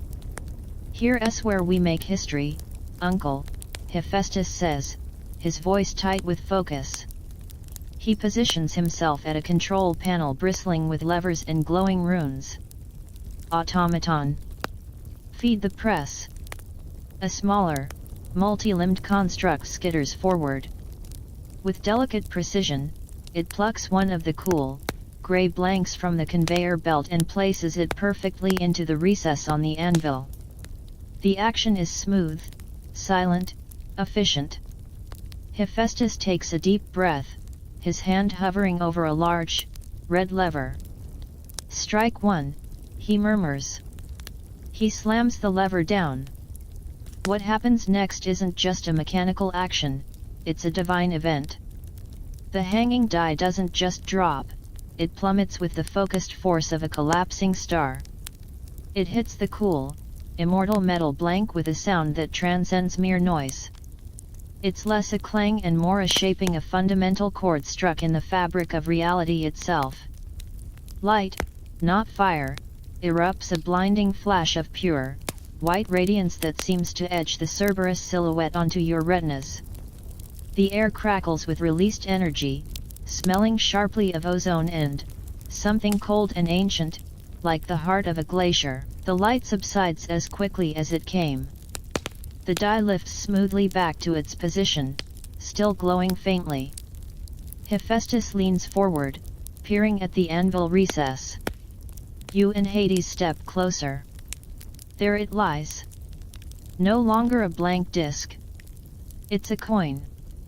The world's first coin. The immortal metal now bears the unmistakable, authoritative silhouette of Cerberus. The design is perfect, clean, deep, capturing the latent power and guardian essence of the three-headed hound. The metal itself seems changed by the strike. The deep gray now holds subtle, swirling depths, like storm clouds lit from within. It feels dense, eternal, and radiates a quiet, undeniable authority. The edge is smooth, flawless. It's a small, cold, perfect circle of order made manifest. That lingering debate, and here's the million drachma question historians and numismatists still clash over: what mattered more in early coins, the weight of the metal, or the stamp guaranteeing it? Hades' coin combines both perfectly, immortal metal ensuring eternal weight, and the stamp of Cerberus guaranteeing divine authority. But in the mortal world later, which factor held greater trust? Was a stamped, lighter coin accepted over heavier unstamped metal? Scholars are still debating this issue to this day, the eternal tension between intrinsic value and symbolic authority. Hephaestus lets out a breath he didn't know he was holding. A wide, soot-streaked grin splits his face. He reaches out with a pair of heavy tongs, non-crystal this time, and lifts the coin. It's cool already, the immense energy of the strike absorbed and stabilized by the immortal metal. He holds it up, turning it in the forge light. The Cerberus image seems to shift subtly, alive in the swirling depths of the metal. Perfect, he breathes, echoing Hades' earlier pronouncement to Skia. Weight, exact. Strike, deep and clean. The essence held. No fracturing. No warping. He hands the tongs to Hades. The Lord of the Dead takes the coin. His fingers, capable of crushing stone, handle it with surprising delicacy. He stares at the image of his sleeping guardian rendered in eternal metal. He feels its weight, not just physical, but the weight of the concept it embodies. Order. Trust. Passage. It's a small thing, yet it feels like holding the keystone to an arch that will hold up the cosmos. The chaos of the Styx shore, the grumbling of Asphodel, the wasted sorrow of the fields, all crystallize into this cold, perfect disk. Proceed, Hades says, his voice low but vibrating with a profound satisfaction. Mint the batch. Hephaestus needs no further encouragement. He slams the red lever again. Shaping. Light flashes. Another coin, identical to the first, is born. The automaton feeds another blank. Shaping. Another coin. The process becomes rhythmic, almost hypnotic, the whir of the conveyor, the clink of the blank settling, the earth-shattering shaping, the brief, blinding flash, and the reveal of another perfect piece of immortal currency. Hades watches, the first coin cool and heavy in his palm. The solution is no longer an idea, a symbol, or even metal. It's real. It's here. 12 coins, then 24, then 36, each bearing the mark of Cerberus, each forged from sorrow transformed, each a tiny, perfect engine of order. The journey from gridlock to Genesis is complete. Now comes the harder part, getting Karen to accept it. The rhythmic shaping of the divine press echoes in your bones long after Hades steps back through the shadow portal, leaving Hephaestus to his prolific minting. The cool weight of the first immortal coin rests heavy in the Lord of the Dead's palm, a tiny, perfect counterweight to the chaos it's meant to dispel. The solution is forged. Now comes the sales pitch. And the target audience, a notoriously grumpy, shellfish-obsessed boatman currently causing cosmic gridlock. You follow Hades as he strides, not towards his throne room or the administrative chaos, but directly towards the source of the problem. The air grows damper, cooler, carrying the faint, mineral scent of the river long before you see it. The distant murmur that replaced the forge's roar isn't industry, it's the restless susurration of thousands of waiting souls. The sticks. The scene at the shore is unchanged, yet somehow worse under the weight of Hades' new purpose. The line stretches into the gloom, thicker now, souls fraying at the edges like old cloth. Karen's skiff sits low in the murky water, loaded with only a handful of passengers who managed to produce acceptable offerings: a particularly iridescent beetle wing, a smooth river stone veined with fool's gold, a small, fragrant lump of ghostly beeswax. Karen himself looks exhausted. His bony shoulders slump under his cloak, his movements as he pulls the boat back to shore are slow, mechanical. The constant negotiation, the rejection, the sheer aesthetic burden of judging countless trinkets is wearing even on an immortal ferryman. He bumps the skiff against the grey shingle with a hollow thud. Off, he rasps, not even looking at the relieved souls disembarking. Next group. Payment up front. You know the drill. No surprises, no disappointments. His hollow eyes scan the first souls in line with weary suspicion. Hades steps forward, not with fanfare, but with the quiet authority that parts the crowd of shades like a chill wind. He stops at the water's edge, directly before Karen. The murmuring of the souls falls to a hush, thick with curiosity and dread. Karen, Hades states, his voice calm, cutting through the river's sigh. The ferryman finally looks up. His exhaustion momentarily sharpens into wariness. Lord Hades. He gives a minimal, grudging nod. Come to inspect the scenic backlog. His gesture towards the miles-long line is dripping with sarcasm only millennia of grumpiness can cultivate. I come with a solution, Hades replies, unfazed. He opens his hand, revealing the stack of newly minted coins Hephaestus had pressed into it a dozen or so, gleaming with their deep, immortal grey, the Cerberus silhouette stark and authoritative. A new currency. Standardized. Guaranteed. Eternal. Karen leans forward slightly, peering at the coins. His initial reaction isn't awe or relief. It's profound skepticism. His hollow eyes narrow. Little metal discs he sniffs disdainfully. What are they? Fishing weights, game tokens. They look cold. They are passage, Hades states simply. One coin. One soul. Across the sticks. No questions. No rejections. Karen stares. The silence stretches, filled only by the lap of water against the skiff and the nervous shuffling of souls. Then, a low, gravelly chuckle escapes him. It sounds like rocks grinding together underwater. You're joking. Right, replace my collection. He gestures vaguely towards a small, damp pouch at his belt bulging with shells, pebbles, and other oddities. With these they lack character, soul, texture. He plucks a particularly lovely cowrie shell from his pouch, its pearlescent surface catching the dim light. See this smooth, curved, tells a story of sunlit shores, crashing waves. It tells a story of inefficiency, Hades counters, his voice still level but edged with steel. A story of souls waiting decades because you couldn't find a shell that matched your mood that Tuesday.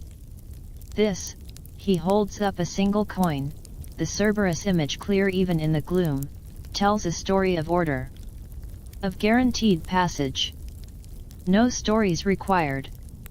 Mainstream history nudge. Karen's resistance mirrors the very real skepticism merchants and traders initially showed towards early coins.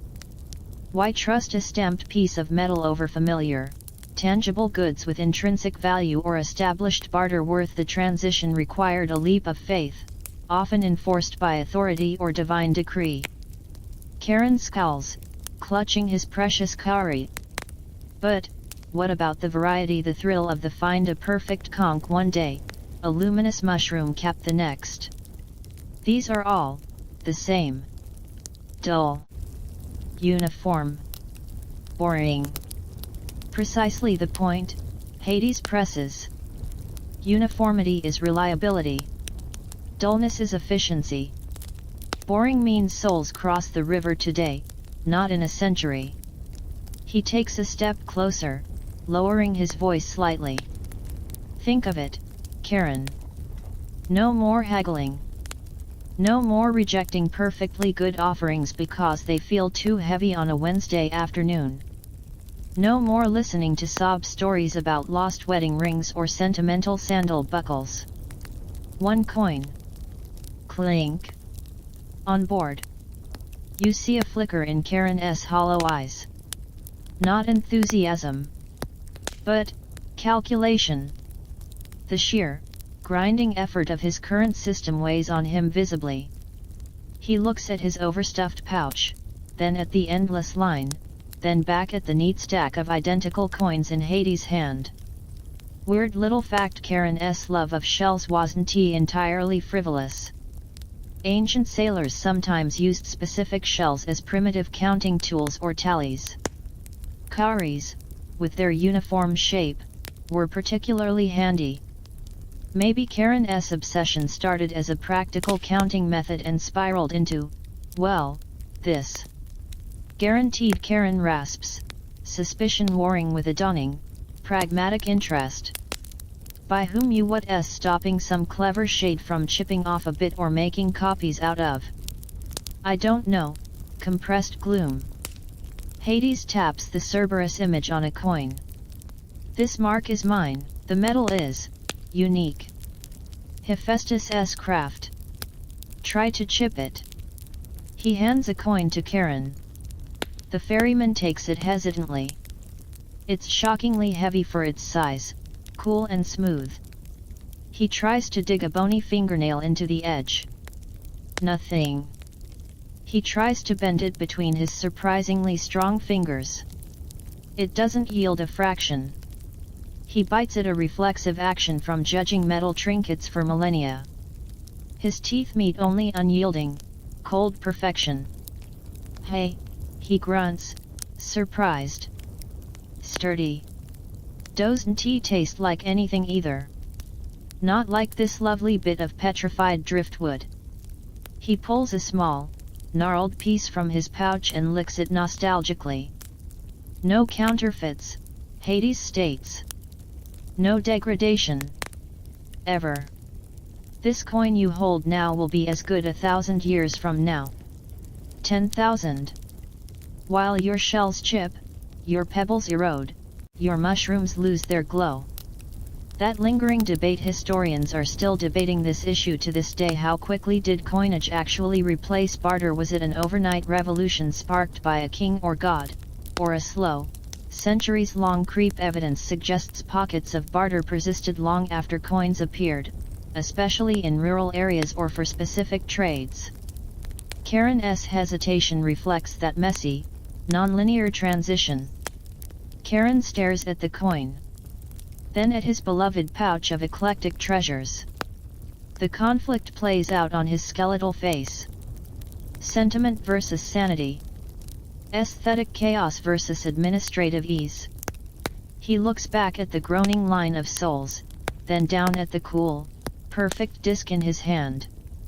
The promise of no more arguments, no more taste-testing petrified wood, no more judging the artistic merit of a dead child's whittled bird. A long, slow sigh escapes him, sounding like the last gasp of a drowning bellows. Fine, he grumbles, the word dragged out like an anchor chain. Fine. We'll try it. One trip. He shoves the coin deep into his pouch, displacing a small, slightly fuzzy caterpillar cocoon. But if I don't like the feel of it, if it throws off the balance of the boat, if it lacks a certain, gene sais quoi. 1 coin. Per passenger, Hades repeats, ignoring the grumbling. He gestures towards the first soul in line, a bewildered-looking shade clutching a small, carved wooden horse. Present your coin. The soul looks terrified. Karen glares. Hades simply holds out the stack. The soul, trembling, takes 1 coin. It feels alien, heavy, profoundly official in his spectral hand. He steps forward, holding it out to Karen like a talisman against rejection. Karen stares at the coin. Stares at the soul.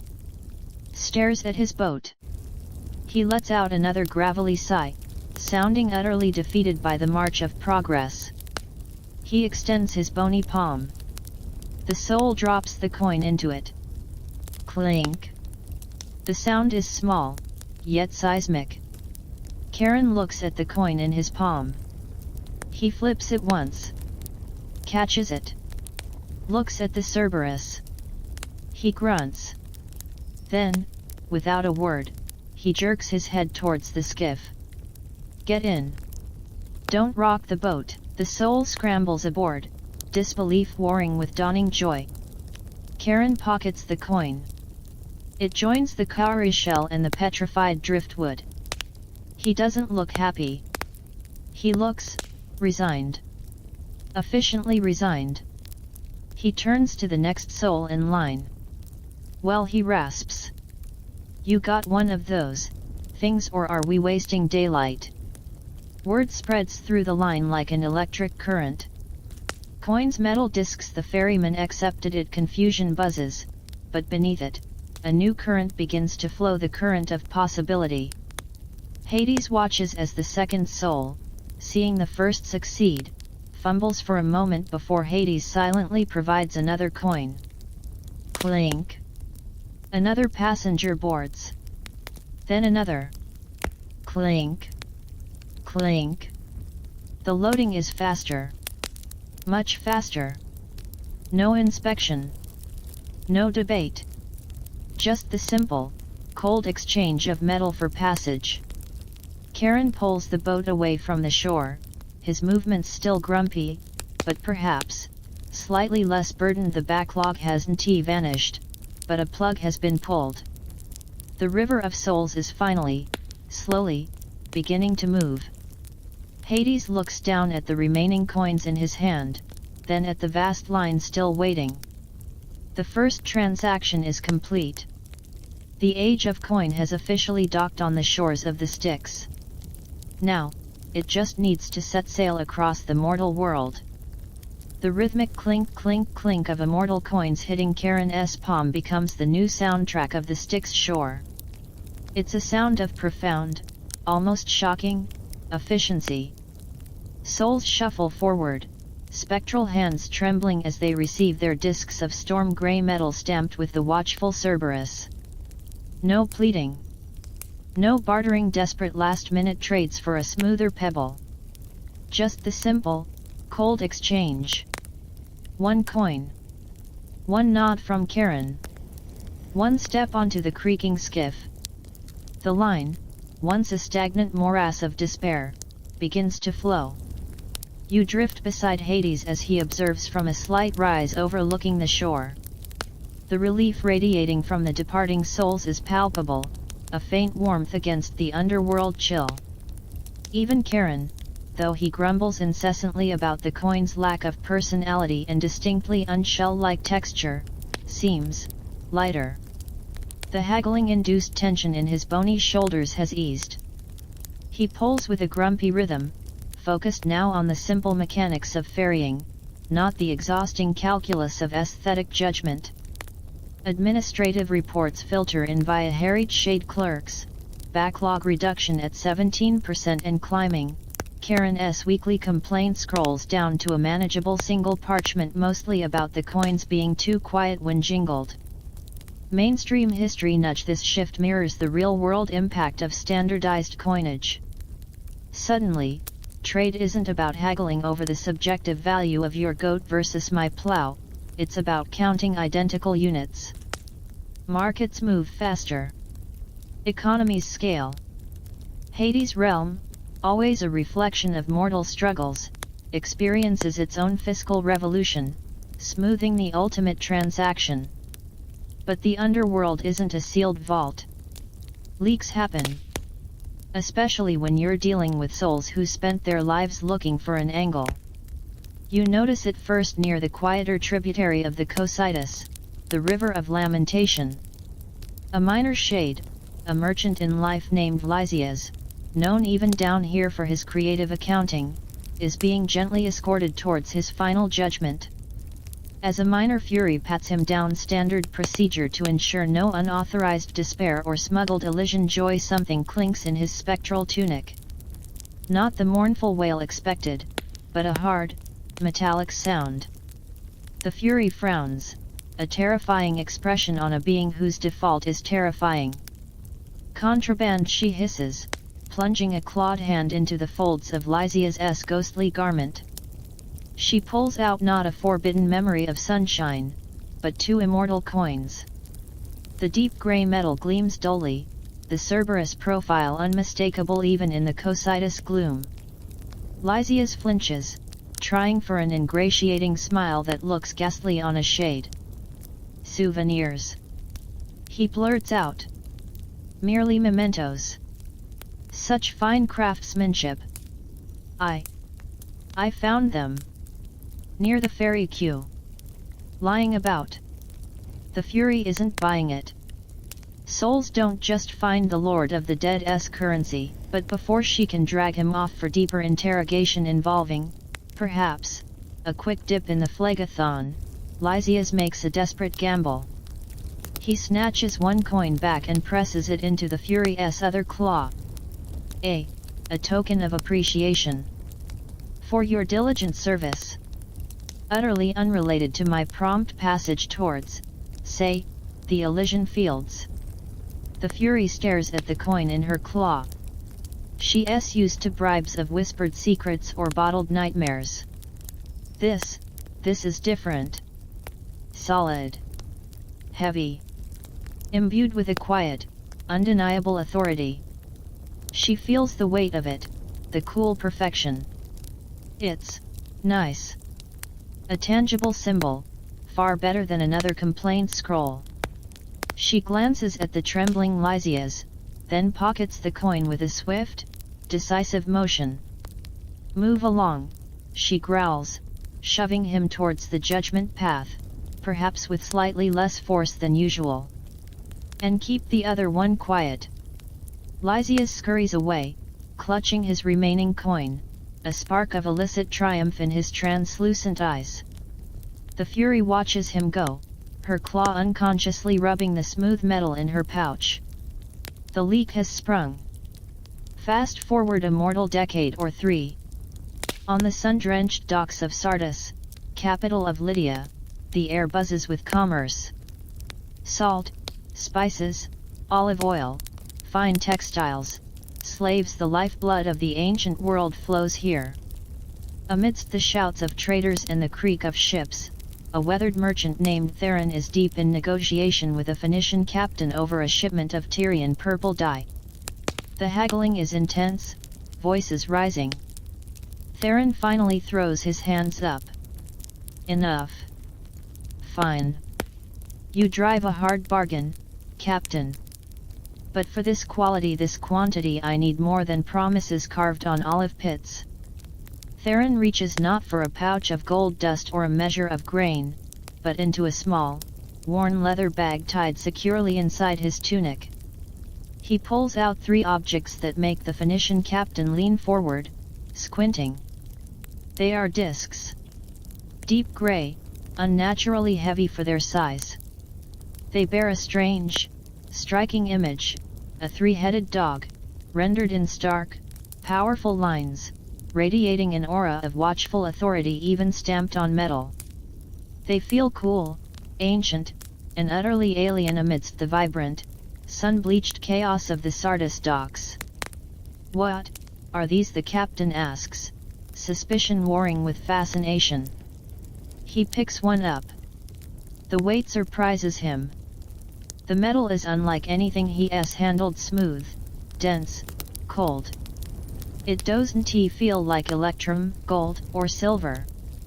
Some barbarian trinket, northern tribal issue.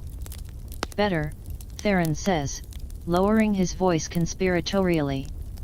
Underworld coin. Passed down, discreetly. From my great-uncle Lysias. Said they were accepted without question by the ferryman himself.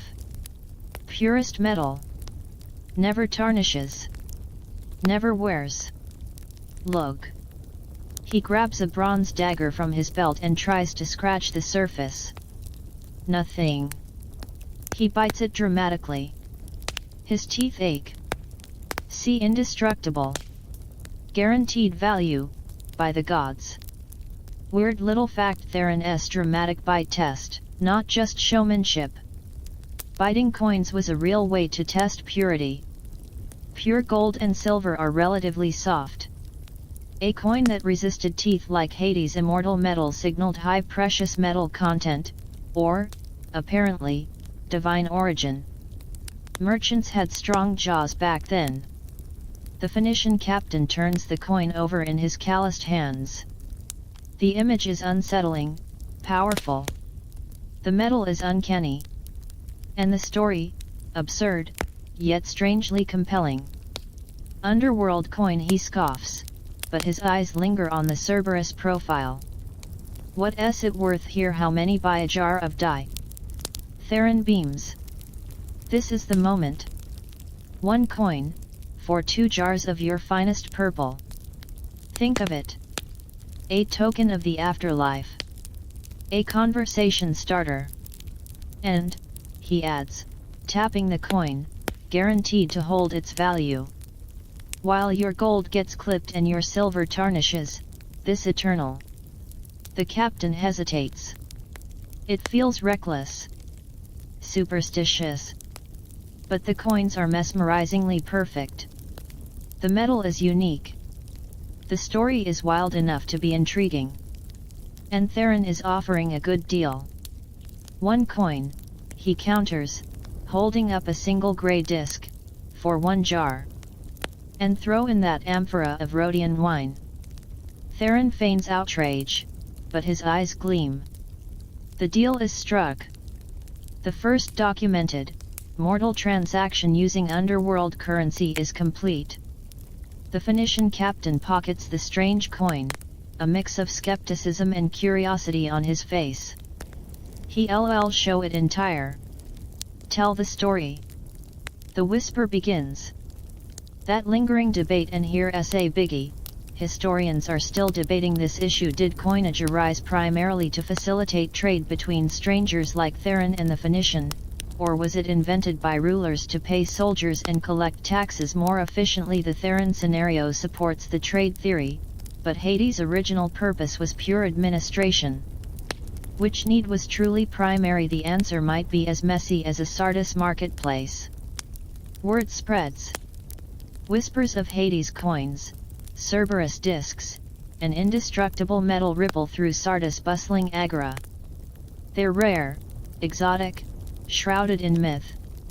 Some dismiss them as funeral trinkets or clever fakes. Others are fascinated, drawn to their perfection and the chilling story behind them. They become curiosities, conversation pieces, high-stakes gambling tokens. A wealthy merchant might pay a premium for one just to own a piece of the underworld myth. Their value is fluid, speculative, based on rarity and mystique rather than any set standard.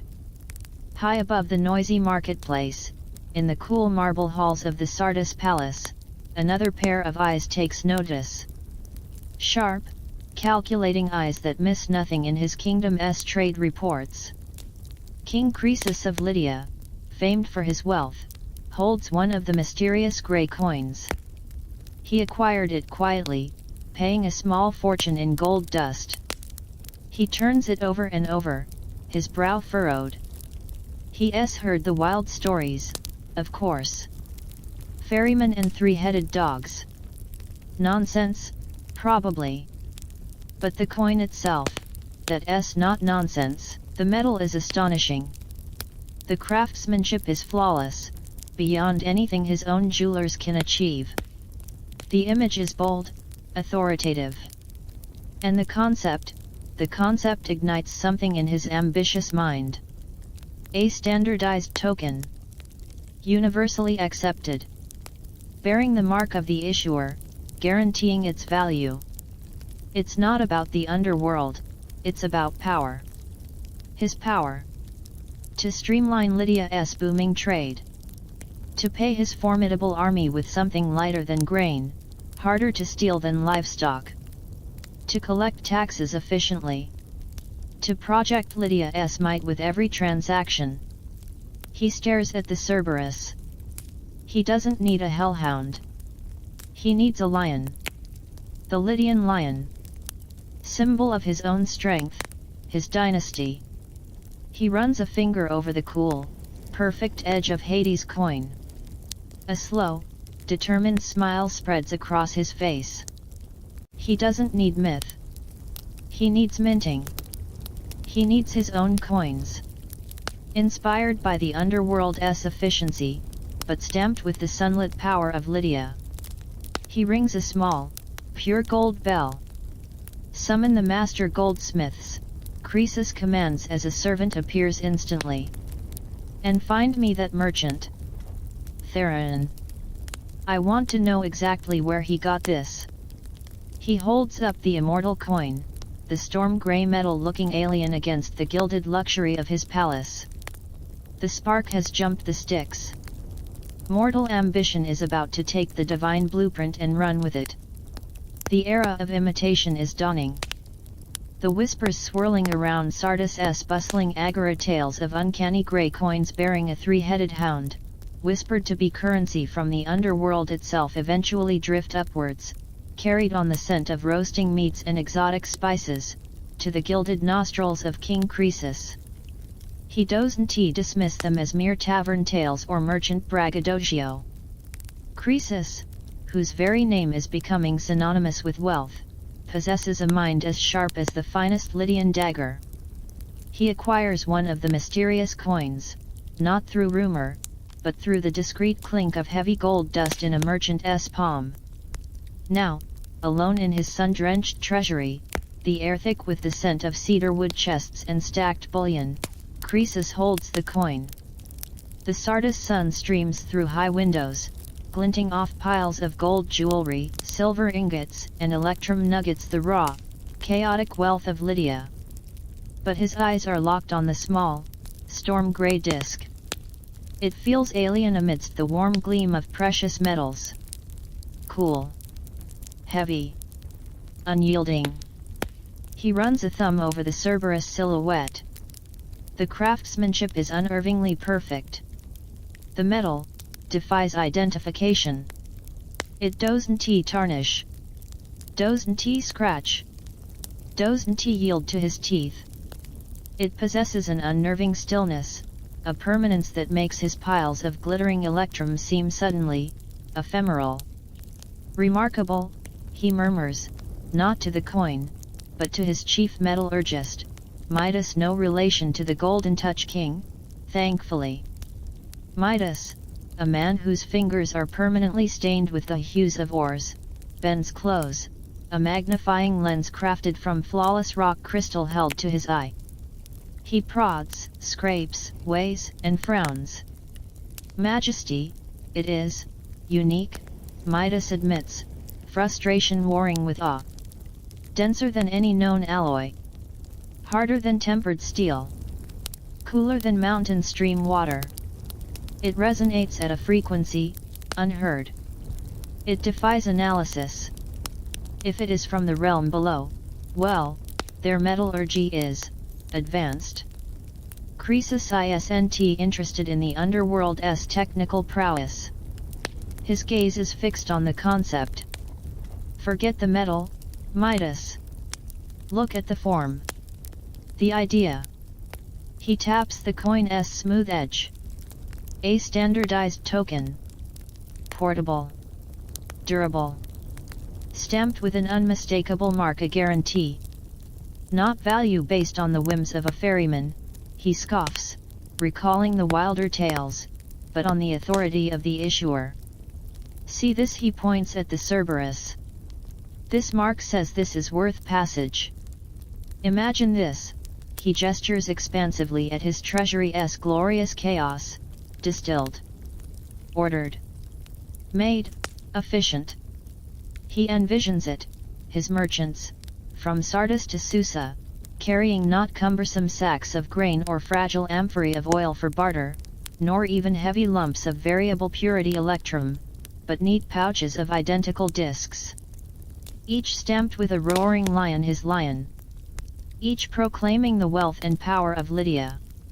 Soldiers paid swiftly, precisely, in tokens easily carried and universally recognized, taxes collected not in kind, requiring warehouses and constant assessment, but in clean, countable coin.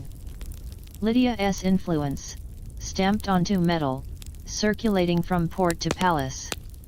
We replicate the principle, Midas, Croesus declares, his voice ringing with ambition that echoes off the gold-lined walls. Not the metal. We use what we have. What flows from the Pactolus River. Mainstream history nudge, Croesus's insight hits the nail on the head. Lydia, rich from gold-bearing sands of the river Pactolus, was indeed the birthplace of standardized, state-issued coinage in the historical record. They used electrum, a gold-silver alloy, precisely as Croesus now envisions, pioneering the system that would reshape the ancient world. Midas's eyes light up with practical fervor, banishing the mystique of the underworld coin. Electrum, majesty. Plentiful. Naturally occurring. Beautiful sheen. We can refine it, standardize the mix. Control the weight. Exactly.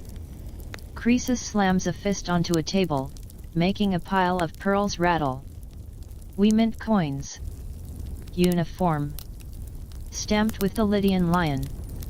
My mark. My guarantee of purity and weight. He picks up a large, rough electrum nugget. This, chaos, becomes order. The royal forges of Sardis, usually busy crafting ceremonial armor and intricate jewelry, are repurposed overnight. The directive is clear: volume. Uniformity. The elegant artistry reserved for royal commissions is replaced by ruthless efficiency. Massive stone furnaces roar hotter than ever, fed by bellows worked by sweating slaves. Crucibles bubble with molten electrum, the natural gold-silver alloy scooped directly from the Pactolus River sands. But nature is messy. The gold-to-silver ratio varies wildly from nugget to nugget, creating streaks of pale silver and rich gold in the molten flow. Separate it. Bellows the new foreman, a burly man named Brontes Thunderer, appointed for his lungs, not his subtlety. Skim the silver scum. Aim for that yellow. He points to a vague chart hastily drawn by Midas. Achieving perfect consistency is impossible with primitive refining, but they strive for a dominant golden hue. The molten alloy is poured into open molds, simple clay discs pressed into sand trays. The resulting blanks are rough, irregular lumps, still glowing. Weird little fact that silver scum, it wasn't just waste. The Lydians likely collected it, leading to the separate minting of pure silver coins later. Their drive for golden electrum inadvertently pioneered silver currency too. Waste not, want not, especially with precious metals. Next comes the hammer. Teams of burly smiths, muscles glistening in the forge heat, swing heavy stone mallets. Thud. Thud. Thud. The sound is a constant, deafening drumbeat of monetization. Their job: beat the rough, cooled electrum lumps into flatter, vaguely round discs. It's brutal work. Discs fly off anvils, crack under blows, end up lopsided or too thin. Sweat, curses, and flying metal shards fill the air. Quality control involves a grunt and a squint, flat enough roundish good. Next. Finally, the stamping. A simpler affair than Hephaestus' divine press, but effective. A chosen smith holds a blank disc on a heavy bronze anvil. Another smith positions a hardened bronze die above it, engraved with a roaring lion's head, fierce, regal, unmistakably Lydian. A third smith, the strongest, swings a colossal hammer. Crunch! The die strikes. The impact is jarring, often deforming the soft electrum blank further. The lion's image is stamped, sometimes crisp, sometimes blurred, sometimes off-center. The coin flies off, landing in a quenching trough with a hiss. Workers fish them out, toss them into baskets. Clink, clank, clatter. Production line. Brontes roars, spitting out a fragment of electrum shaving. Faster. We need thousands. Tens of thousands. The king demands it. That lingering debate, historians are still debating this issue. Was Croesus deliberately reducing the gold content in Lydia's electrum coins over time? Some coin analyses show later issues had higher silver percentages.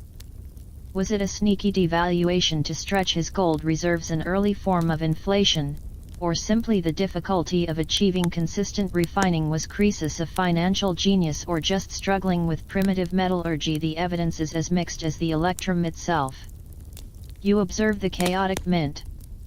Compare it to the serene, precise shaping of Hephaestus' forge.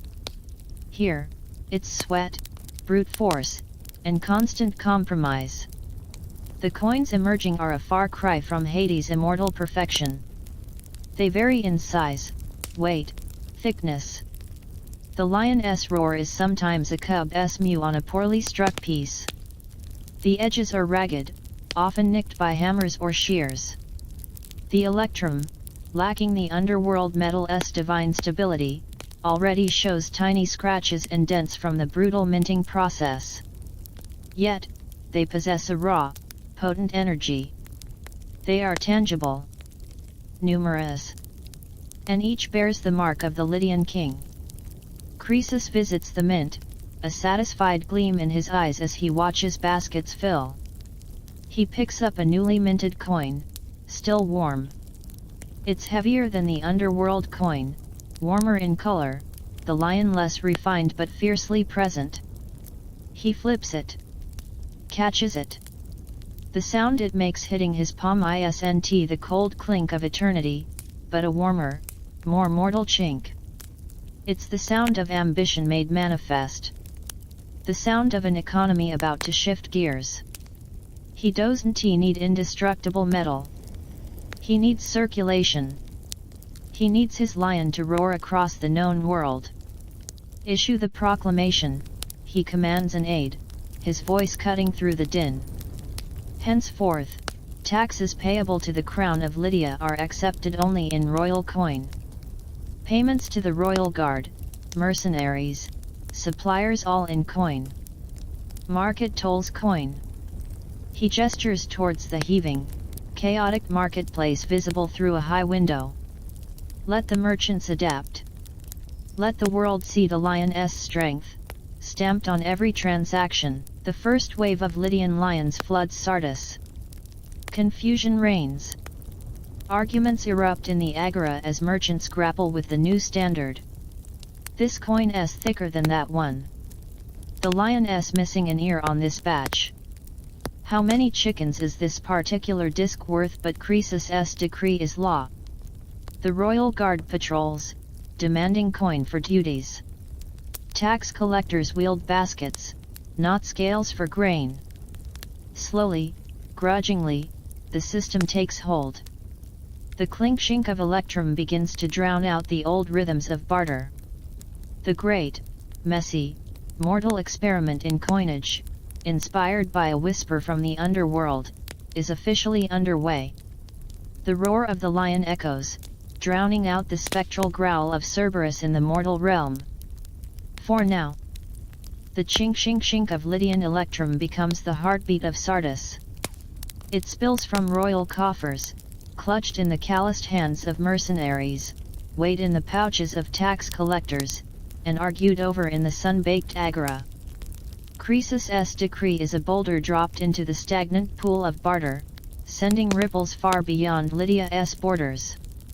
You watch, not from the underworld's chill, but from the vibrant, chaotic energy of the mortal realm, as Hades' elegant solution to a fairy queue mutates into an engine driving human civilization into uncharted and often turbulent waters. First, the soldiers. Picture a dusty encampment near the Halys River, border of Lydia and the rising power of Persia. A troop of Carian mercenaries, fierce fighters with tattoos coiling up their arms, cluster around a paymaster's table. Instead of sacks of barley, smoked fish, or bulky bronze ingots, the paymaster counts out gleaming electrum discs. Chink. Chink. Chink. One for each man. The lion stares blankly up. Same as last month, Draken grumbles, a scarred veteran, hefting his coins. My wife writes from Miletus barley's up. This buys less. Complain to the barley merchants, not me. Snaps the paymaster. The king pays in lion. What it buys is the market's problem. The mercenary scowls but pockets the coins. The efficiency is undeniable. No more hauling spoiling food across campaigns. No more arguing the value of a captured Persian dagger versus a week's wages. The coins are light, divisible if you could find someone to chop one accurately, and recognizable. They fuel a new mobility. Mercenaries like these Carian troops can now offer their swords anywhere coins are accepted, from Egyptian pharaohs to Sicilian tyrants. War becomes less about plunder for sustenance, more about funding. Kings need coins to pay armies. Armies need coins to buy supplies. Suddenly, controlling silver mines or gold-rich rivers isn't just about wealth, it's about geopolitical power. The rattle of coins becomes the drumbeat of empire building. Mainstream history nudged this shift was profound. Pre-coin armies were often citizen levies or fed directly from plunder loot. Coins enabled professional, standing armies and long-distance mercenary forces, fundamentally changing the scale and nature of warfare. Think Persian Wars, Peloponnesian War fueled by coin silver. Next, the traders. Enter Elpis, a sharp-eyed Athenian woman. Yes, women traded. Navigating the roaring chaos of the Corinthian agora. Before coins, her fine Attic pottery might trade for Thracian timber, then timber for Sicilian grain, a slow, risky chain. Now she sells a beautifully painted amphora to a Corinthian merchant. He counts out 10 Lydian lions into her palm. Chink. Chink. Chink. Later, she uses those same coins to buy gleaming Sicilian wheat directly from a ship's captain. No haggling over the relative value of pots and grain. No need for complex multi-party barter. The coins are the bridge. Markets explode. Specialization blooms. Potters pot, farmers farm, sailors sail, all exchanging their labor via these small, stamped intermediaries. A new class rises, the pure merchant, the money changer sitting under a shady awning, scales ready, taking a cut to swap your Lydia lions for Aegina's turtle coins or Corinth's winged horse staters. Commerce hums with a new, frantic energy. Weird little fact, those early money changers, they faced constant danger. Electrum coins varied in gold-silver content. Unscrupulous changers used touchstones, basalt blocks and acid tests to assess true value, often while being jostled by impatient traders. It was high stakes, high-speed chemistry in the dusty agora. But beneath the bustling surface, a new current flows, greed. Not the simple desire for more sheep or finer linen, but a cold, abstract hunger for the metal itself. You see it in the eyes of Philin, a once honest Sardis grain merchant. He starts adding pebbles to his wheat sacks, using the profits not for a better life, but to buy more coins, hoarding them in a buried jar beneath his olive press. He strokes them, counts them obsessively, not for what they can do, but for the cold weight, the glitter. His fields lie fallow, his trade dwindles. All his energy feeds the hoard. Nearby, a landlord evicts a tenant farmer whose coin rent payment was clipped thin by a passing soldier. The farmer wails, clutching his children, his tangible world collapsing under the abstraction of stamped metal. The coins, meant to facilitate, start to distance. Value isn't in the land, the craft, the sweat, it's in the disc. A new kind of ghost, the ghost of abstract wealth, begins to haunt the mortal world. Down below, Hades feels it. Not the specific sorrows of Philin or the evicted farmer, but a thickening. A new, sour note in the symphony of human emotion washing into his realm. Souls arrive carrying not just grief for lost loves or regrets for past deeds, but a gnawing, empty avarice. A bitterness over coins lost, stolen, devalued. A cold fury at being cheated by a clipped piece of electrum. The fields of mourning acquire a new, metallic tang amidst the tears, the sharp scent of betrayal by abstraction. He watches a shade wail not for a dead child, but for a buried horde of lions now plundered. The efficiency of coin has birthed a new, potent form of despair. That lingering debate, and here's the big, messy question. Historians are still debating this issue. Did coinage create social inequality and rampant greed, or did it merely reveal and amplify existing human tendencies? Were the Philins of the world always latent misers, or did the shiny, hoardable nature of coins twist them? Did coins empower merchants like Elpis, or just create new avenues for exploitation? Was the trade-off of efficiency worth the societal fractures? The debate rages as fiercely as any agora haggling match. Hades stands on his obsidian balcony, overlooking the now flowing Styx. Charon's skiff glides smoothly, coins clinking efficiently into his pouch. The administrative nightmare is solved. But the new reports on his desk speak of complications. Whispers of mortals trying to melt down his immortal coins futilely. Rumors of counterfeit attempts using lead coated in electrum, crude, but sometimes effective in the mortal dusk. And this, thickening in the emotional atmosphere. He picks up one of his own Cerberus coins, cool and eternal. It solved his problem. But unleashed upon the vibrant, messy, mortal world a low rumble, not unlike Cerberus's slumbering growl, echoes in his chest. It's not frustration. It's the dawning realization of unintended consequence. He sees Croesus' lions flooding the world, multiplying the concept 1,000-fold, stripping away the divine perfection but amplifying the impact. The coin, born of underworld order, has become a double-edged blade in mortal hands. It builds armies and markets. It also builds hordes and breaks lives. The river of souls flows smoother now, but new, strange currents swirl within it. The invention is complete. The consequences are just beginning to ripple. And the Lord of the Dead, master of endings, finds himself watching the start of something vast, unpredictable, and profoundly human. He sighs, a sound like stone settling. Solving one problem, it seems, often just clears the stage for the next act. The cool, perfect weight of the immortal Cerberus coin feels suddenly heavier in Hades' hand. It's not the metal, it's the knowledge. His elegant solution, forged in divine frustration and immortal metal, hasn't he just flowed smoothly within his own shadowed realm? It's breached the Styx, infected the vibrant chaos of the living world, and spawned Complications. Ugly, grasping, mortal complications. He stands not on his balcony, but deep within the labyrinthine archives of regret, a vast, echoing cavern where the sorrows of the newly arrived are catalogued before they dissipate into the ambient gloom of the fields.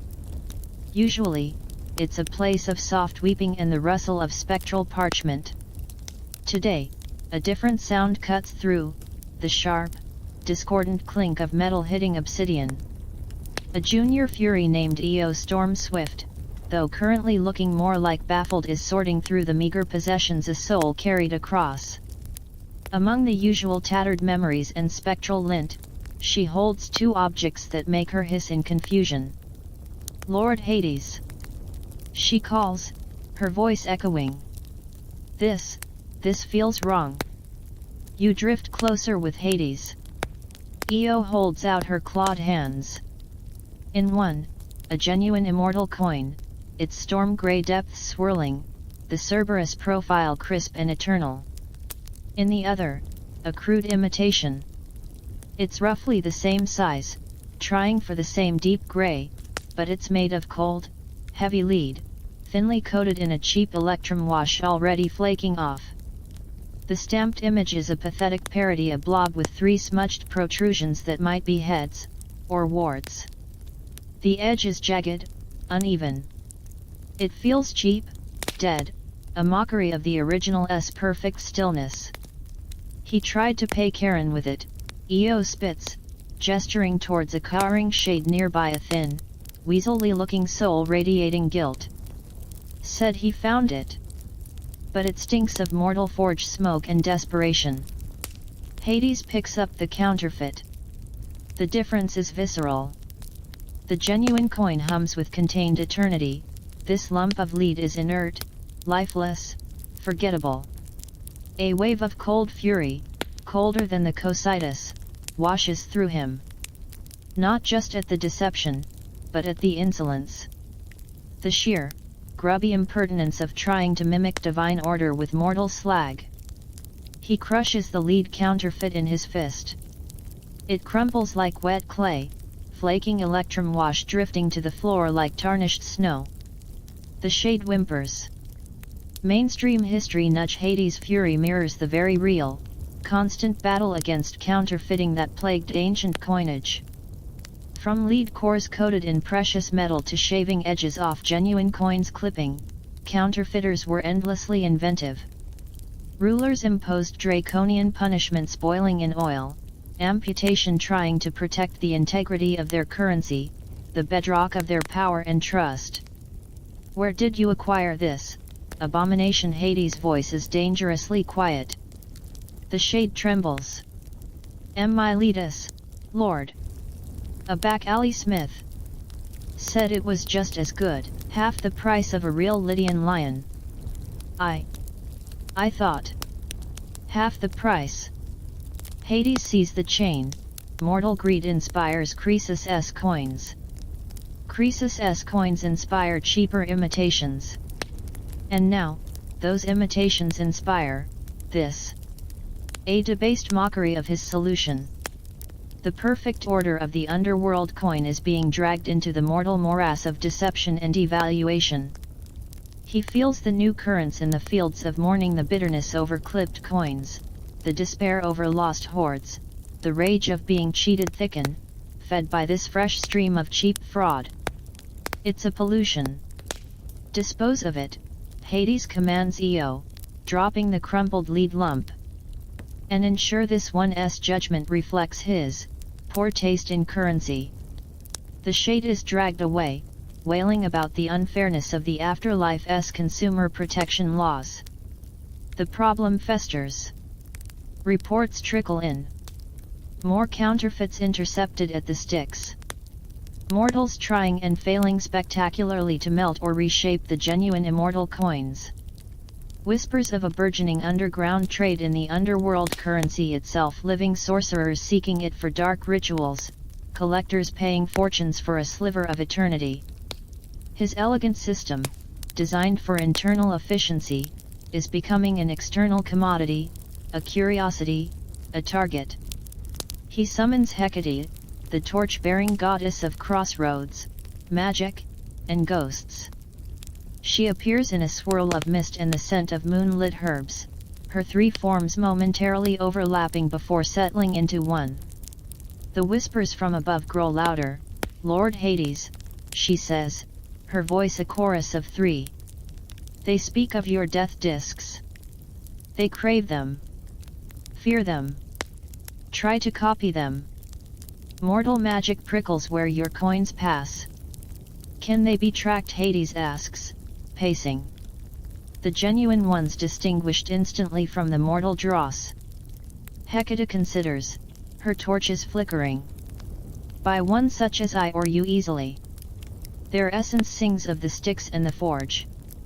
But by a minor fury, a harried judge Charon on a busy day," she shakes her three heads slowly. "The mortal fakes grow, slightly better. Still dead lead, but the coating improves. The stamp less warty. It takes a moment to discern.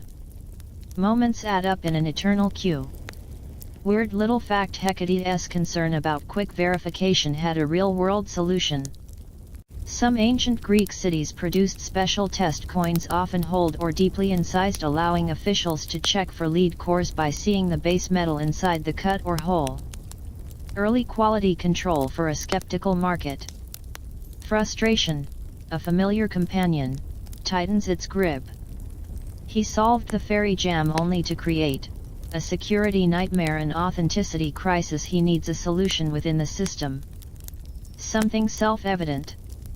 Something even a distracted fury or a grumpy ferryman can spot instantly. He picks up a genuine coin, staring at the perfect Cerberus. The mark is the guarantee. But how to make the guarantee glow? The answer comes not in a flash of divine insight, but from observing the mundane. Back in the archives, Io is now meticulously sorting a new batch of soul effects. She holds a small, cracked clay tablet, a merchant's ledger. As she turns it in the dim light, faint, edged markings on its edge catch the glow of a nearby soul lamp, becoming momentarily clearer. "Hey," she mutters. "Forgot to carry the amphora shipment." Hades watches the light play on the etching. Light. The immortal metal absorbs light, holds it in its swirling depths. What if? He focuses his divine will, not on the coin itself, but on the essence bound within it, the distilled sorrow, the divine authority of the stamp. He channels a sliver of pure lethe mist, not to erase, but to reveal. He whispers a command of binding into the coin's core. Nothing happens visibly. Then, Hecate gasps, a soft, three-toned sound. She raises one of her torches, bringing its cold, white flame close to the coin's surface. Where the flame's light touches the immortal metal, within the deep gray swirls directly behind the stamped Cerberus image, a subtle, complex pattern emerges. It's like faint, glowing frost forming on a dark window, an intricate, swirling labyrinth design, visible only when held at the correct angle to a direct, focused light source. It shimmers for a moment, then fades as Hecate pulls the torch away. A hidden sigil. Hecate breathes. Bound to the metal's essence. Revealed only by direct illumination. Impossible to etch onto a surface, it's within. That lingering debate. Historians are still debating this issue. Did the invention of coinage drive the development of complex states, writing, and mathematics for accounting, or did it merely follow from these developments? Hades, creating an anti-counterfeit feature after the coin's release, embodies the reactive side. Were states shaped by the needs of their currency, or vice versa? The chicken and egg debate of ancient economics rages on. A rare flicker of satisfaction cuts through Hades' frustration. Exactly. The true coin bears the hidden labyrinth, the maze of my domain, bound within its core. A counterfeit, mere base metal coated in lies, holds only emptiness. No light will reveal its heart. He turns to Hecate. Distill the binding. Teach it to Hephaestus. Every coin minted from this moment must carry the hidden mark. He then summons Charon and the chief Fury Overseer. Henceforth, he decrees, holding a coin up to a soul lamp, the labyrinth briefly shimmering behind the Cerberus, all coins presented for passage must be verified. A focused light. This sigil. Its absence reveals a fraud. Charon grumbles about added steps, but even he sees the necessity. The Fury Overseer nods grimly, her sisters will relish the new forensic duty. The solution isn't perfect, it adds a second to each transaction, requires a light source but it restores integrity. The immortal coin regains its inviolable edge, as he watches the first Fury efficiently scan a coin with a captured will-o-wisp, the labyrinth flaring briefly into view, Hades feels the metallic tang of new sorrows lessen slightly. One leak plugged. But the reports keep coming. Croesus' lions multiply. Athens stamps an owl. Corinth launches a winged horse. Persia answers with the great king's archer. Each coin carries its own guarantee, its own vulnerabilities, its own tide of human hope and greed. His invention is out there, evolving, mutating, driving wars and markets, hordes and heartbreaks. He looks down at the genuine coin in his hand, the hidden labyrinth now dormant. It solved his problem. It changed their world. And the mortals, with their relentless, messy ingenuity, were only just beginning to explore the chaos and the power he inadvertently unleashed. The river of souls flowed smoother, yes. But the river of human history, fueled by these small, stamped discs, had just hit the rapids. The final echoes were still millennia away.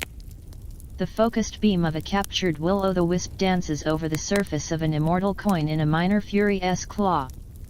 For an instant, the hidden labyrinth sigil flares behind the Cerberus mark, a brief, intricate constellation of cold light in the storm-gray metal then vanishes. Clink! The coin drops into Charon's waiting palm. The soul breathes a sigh of spectral relief and steps onto the skiff. No haggling. No rejected shells. Just the smooth, cold transaction Hades envisioned millennia ago. The Styx flows, a dark, efficient river carrying its silent cargo. His realm's gridlock is a fading nightmare. But the coin, his coin, it doesn't rest. You feel its journey, not just across the river, but through time. It slips from a skeletal ferryman's pouch, carried by a soul judged to Elysium. Centuries blur.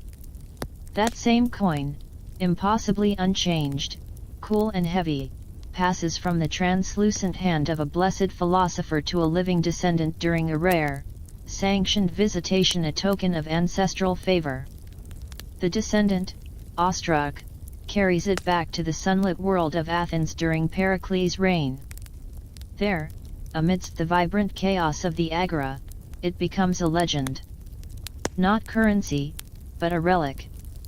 A tangible piece of the underworld myth. It's set into the pommel of a hoplite's sword before Marathon, a whispered prayer for Hades' favor. Clink! It falls into the Aegean during a storm, resting for centuries on the sandy bottom, untouched by corrosion, ignored by fish. A diver finds it in the Roman era, marveling at the three-headed dog on metal that defies the sea's hunger.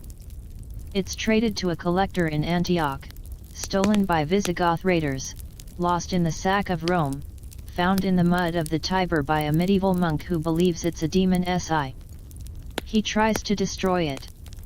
Fails. Buries it beneath his abbey. Centuries later, an earthquake cracks the abbey's foundations. A Renaissance antiquarian, drawn by rumors of Satan's metal, unearths it. He cleans it, studies it, publishes a feverish treatise on its infernal metallurgy. It passes through royal cabinets of curiosity, a marvel in Prague, a mystery in Versailles. Napoleon's scholars puzzle over it. Victorian mediums try to channel its spiritual residue, claiming it whispers of lost loves and river crossings. Clink. It lands in a glass case in the British Museum, labeled unknown provenance, probable Hellenistic cult object. Tourists press their noses against the glass, snapping photos, utterly unaware they're looking at the very first draft of money.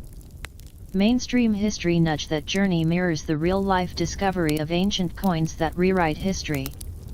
The Lydian lions were found, proving Croesus wasn't just myth. Athenian owls turned up in Viking hordes, tracing forgotten trade routes. Each coin is a time capsule, whispering tales of economies, empires, and everyday lives long turned to dust. Hades' prototype, lost to mortal record, embodies that silent witness. Down below, Hades observes, not just his coin's odyssey, but the avalanche it triggered. He sees Croesus' lions multiply, stamped by ambitious kings and burgeoning city-states. Athens' stern owl takes flight. Corinth's swift Pegasus gallops. Persia's archer draws his bow. Silver denarii march with Roman legions. Golden bezants fuel Byzantine intrigue. Paper promises flutter in Song Dynasty China. Digital blips flicker across fiber optic cables. The concept, the stamped token of trust, evolves, mutates, transcends the metal it was born in. Weird little fact, and here's a strange echo: Byzantine emperors, obsessed with legitimacy, sometimes had new coins minted within the walls of Hagia Sophia during coronations, sanctified by the Church. A faint, distant resonance of Hades needing divine fire and authority to mint his solution, or just mortal rulers borrowing a page from the original divine playbook? He feels the consequences, too. The amplified greed villain embodied. The wars funded by sacks of silver. The empires built on debt.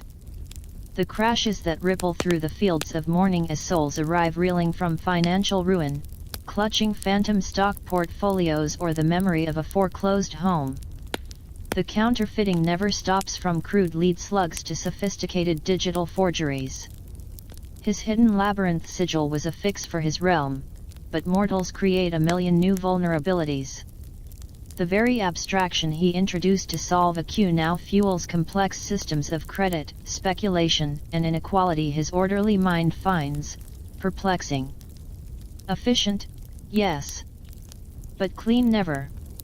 That lingering debate. Historians are still debating this issue. What is money's true foundation? Is it the tangible value of the material gold, silver, Hades' divine metal, the authority of the stamp king, state, bank, or pure collective belief, a shared fiction we all agree to trust? As coins became paper, then data, the question only deepens. Is our entire global economy built on a modern version of faith in Karen's acceptance? The debate rages in economics departments, not underworld archives. Hades holds another newly minted immortal coin, fresh from Hephaestus' forge. The Cerberus mark is sharp. The hidden labyrinth awaits the light. It's perfect. It solves his problem eternally. He watches a live feed, a mortal concept he tolerates, showing the frantic, glowing numbers of a stock exchange. Abstract value dancing on a screen. He sees a child drop a copper penny down a wishing well. The echoes are vast, unpredictable, far beyond his initial design. A low, resonant sound, not quite a sigh, not quite Cerberus' growl, rumbles through the palace. It's acceptance. He sought order for his shores. He unleashed a tide that reshaped the world above. The coin was a key for the dead. For the living, it became a mirror, reflecting their ingenuity, ambition, greed, and enduring, messy faith in tokens of trust. The river of souls flows smooth, the river of history, fueled by his small, gray solution, churns onward, still carving its course. He closes his fist around the cool metal. The invention is complete. Its story, like the souls it ferries, is eternal. The focused beam of a captured will-o'-the-wisp dances over the surface of an immortal coin in a minor fury's claw. For an instant, the hidden labyrinth sigil flares behind the Cerberus mark, a brief, intricate constellation of cold light in the storm-gray metal, then vanishes. Clink! The coin drops into Karen's waiting palm. The soul breathes a sigh of spectral relief and steps onto the skiff. No haggling.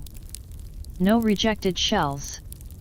Just the smooth, cold transaction Hades envisioned millennia ago. The Styx flows, a dark, efficient river carrying its silent cargo. His realm's gridlock is a fading nightmare. But the coin, his coin, it doesn't rest. You feel its journey, not just across the river, but through time. It slips from a skeletal ferryman's pouch, carried by a soul judged to Elysium. Centuries blur. That same coin, impossibly unchanged, cool and heavy, passes from the translucent hand of a blessed philosopher to a living descendant during a rare, sanctioned visitation, a token of ancestral favor. The descendant, awestruck, carries it back to the sunlit world of Athens during Pericles' reign. There, amidst the vibrant chaos of the agora, it becomes a legend. Not currency, but a relic. A tangible piece of the underworld myth. It's set into the pommel of a hoplite's sword before Marathon, a whispered prayer for Hades' favor. Clink! It falls into the Aegean during a storm, resting for centuries on the sandy bottom, untouched by corrosion, ignored by fish. A diver finds it in the Roman era, marveling at the three-headed dog on metal that defies the sea's hunger. It's traded to a collector in Antioch, stolen by Visigoth raiders, lost in the sack of Rome, found in the mud of the Tiber by a medieval monk who believes it's a demon's eye. He tries to destroy it. Fails. Buries it beneath his abbey. Centuries later, an earthquake cracks the abbey's foundations. A Renaissance antiquarian, drawn by rumors of Satan's metal, unearths it. He cleans it, studies it, publishes a feverish treatise on its infernal metallurgy. It passes through royal cabinets of curiosity, a marvel in Prague, a mystery in Versailles. Napoleon's scholars puzzle over it. Victorian mediums try to channel its spiritual residue, claiming it whispers of lost loves and river crossings. Clink! It lands in a glass case in the British Museum, labeled unknown provenance, probable Hellenistic cult object. Tourists press their noses against the glass, snapping photos, utterly unaware they're looking at the very first draft of money. Mainstream history nudge that journey mirrors the real-life discovery of ancient coins that rewrite history. The Lydian lions were found, proving Croesus wasn't just myth. Athenian owls turned up in Viking hordes, tracing forgotten trade routes. Each coin is a time capsule, whispering tales of economies, empires, and everyday lives long turned to dust. Hades' prototype, lost to mortal record, embodies that silent witness. Down below, Hades observes, not just his coin's odyssey, but the avalanche it triggered. He sees Croesus' lions multiply, stamped by ambitious kings and burgeoning city-states. Athens' stern owl takes flight. Corinth's swift Pegasus gallops. Persia's archer draws his bow. Silver denarii march with Roman legions. Golden bezants fuel Byzantine intrigue. Paper promises flutter in Song Dynasty China. Digital blips flicker across fiber optic cables. The concept, the stamped token of trust, evolves, mutates, transcends the metal it was born in. Weird little fact, and here's a strange echo: Byzantine emperors, obsessed with legitimacy, sometimes had new coins minted within the walls of Hagia Sophia during coronations, sanctified by the Church. A faint, distant resonance of Hades needing divine fire and authority to mint his solution, or just mortal rulers borrowing a page from the original divine playbook. He feels the consequences, too. The amplified greed villain embodied. The wars funded by sacks of silver. The empires built on debt. The crashes that ripple through the fields of mourning as souls arrive reeling from financial ruin, clutching phantom stock portfolios or the memory of a foreclosed home. The counterfeiting never stops, from crude lead slugs to sophisticated digital forgeries. His hidden labyrinth sigil was a fix for his realm, but mortals create a million new vulnerabilities. The very abstraction he introduced to solve a queue now fuels complex systems of credit, speculation, and inequality his orderly mind finds perplexing. Efficient, yes. But clean, never. That lingering debate. Historians are still debating this issue. What is money's true foundation? Is it the tangible value of the material gold, silver, Hades' divine metal, the authority of the stamp king, state, bank, or pure collective belief, a shared fiction we all agree to trust? As coins became paper, then data, the question only deepens. Is our entire global economy built on a modern version of faith in Karen's acceptance? The debate rages in economics departments, not underworld archives. Hades holds another newly minted immortal coin, fresh from Hephaestus' forge. The Cerberus mark is sharp. The hidden labyrinth awaits the light. It's perfect. It solves his problem eternally.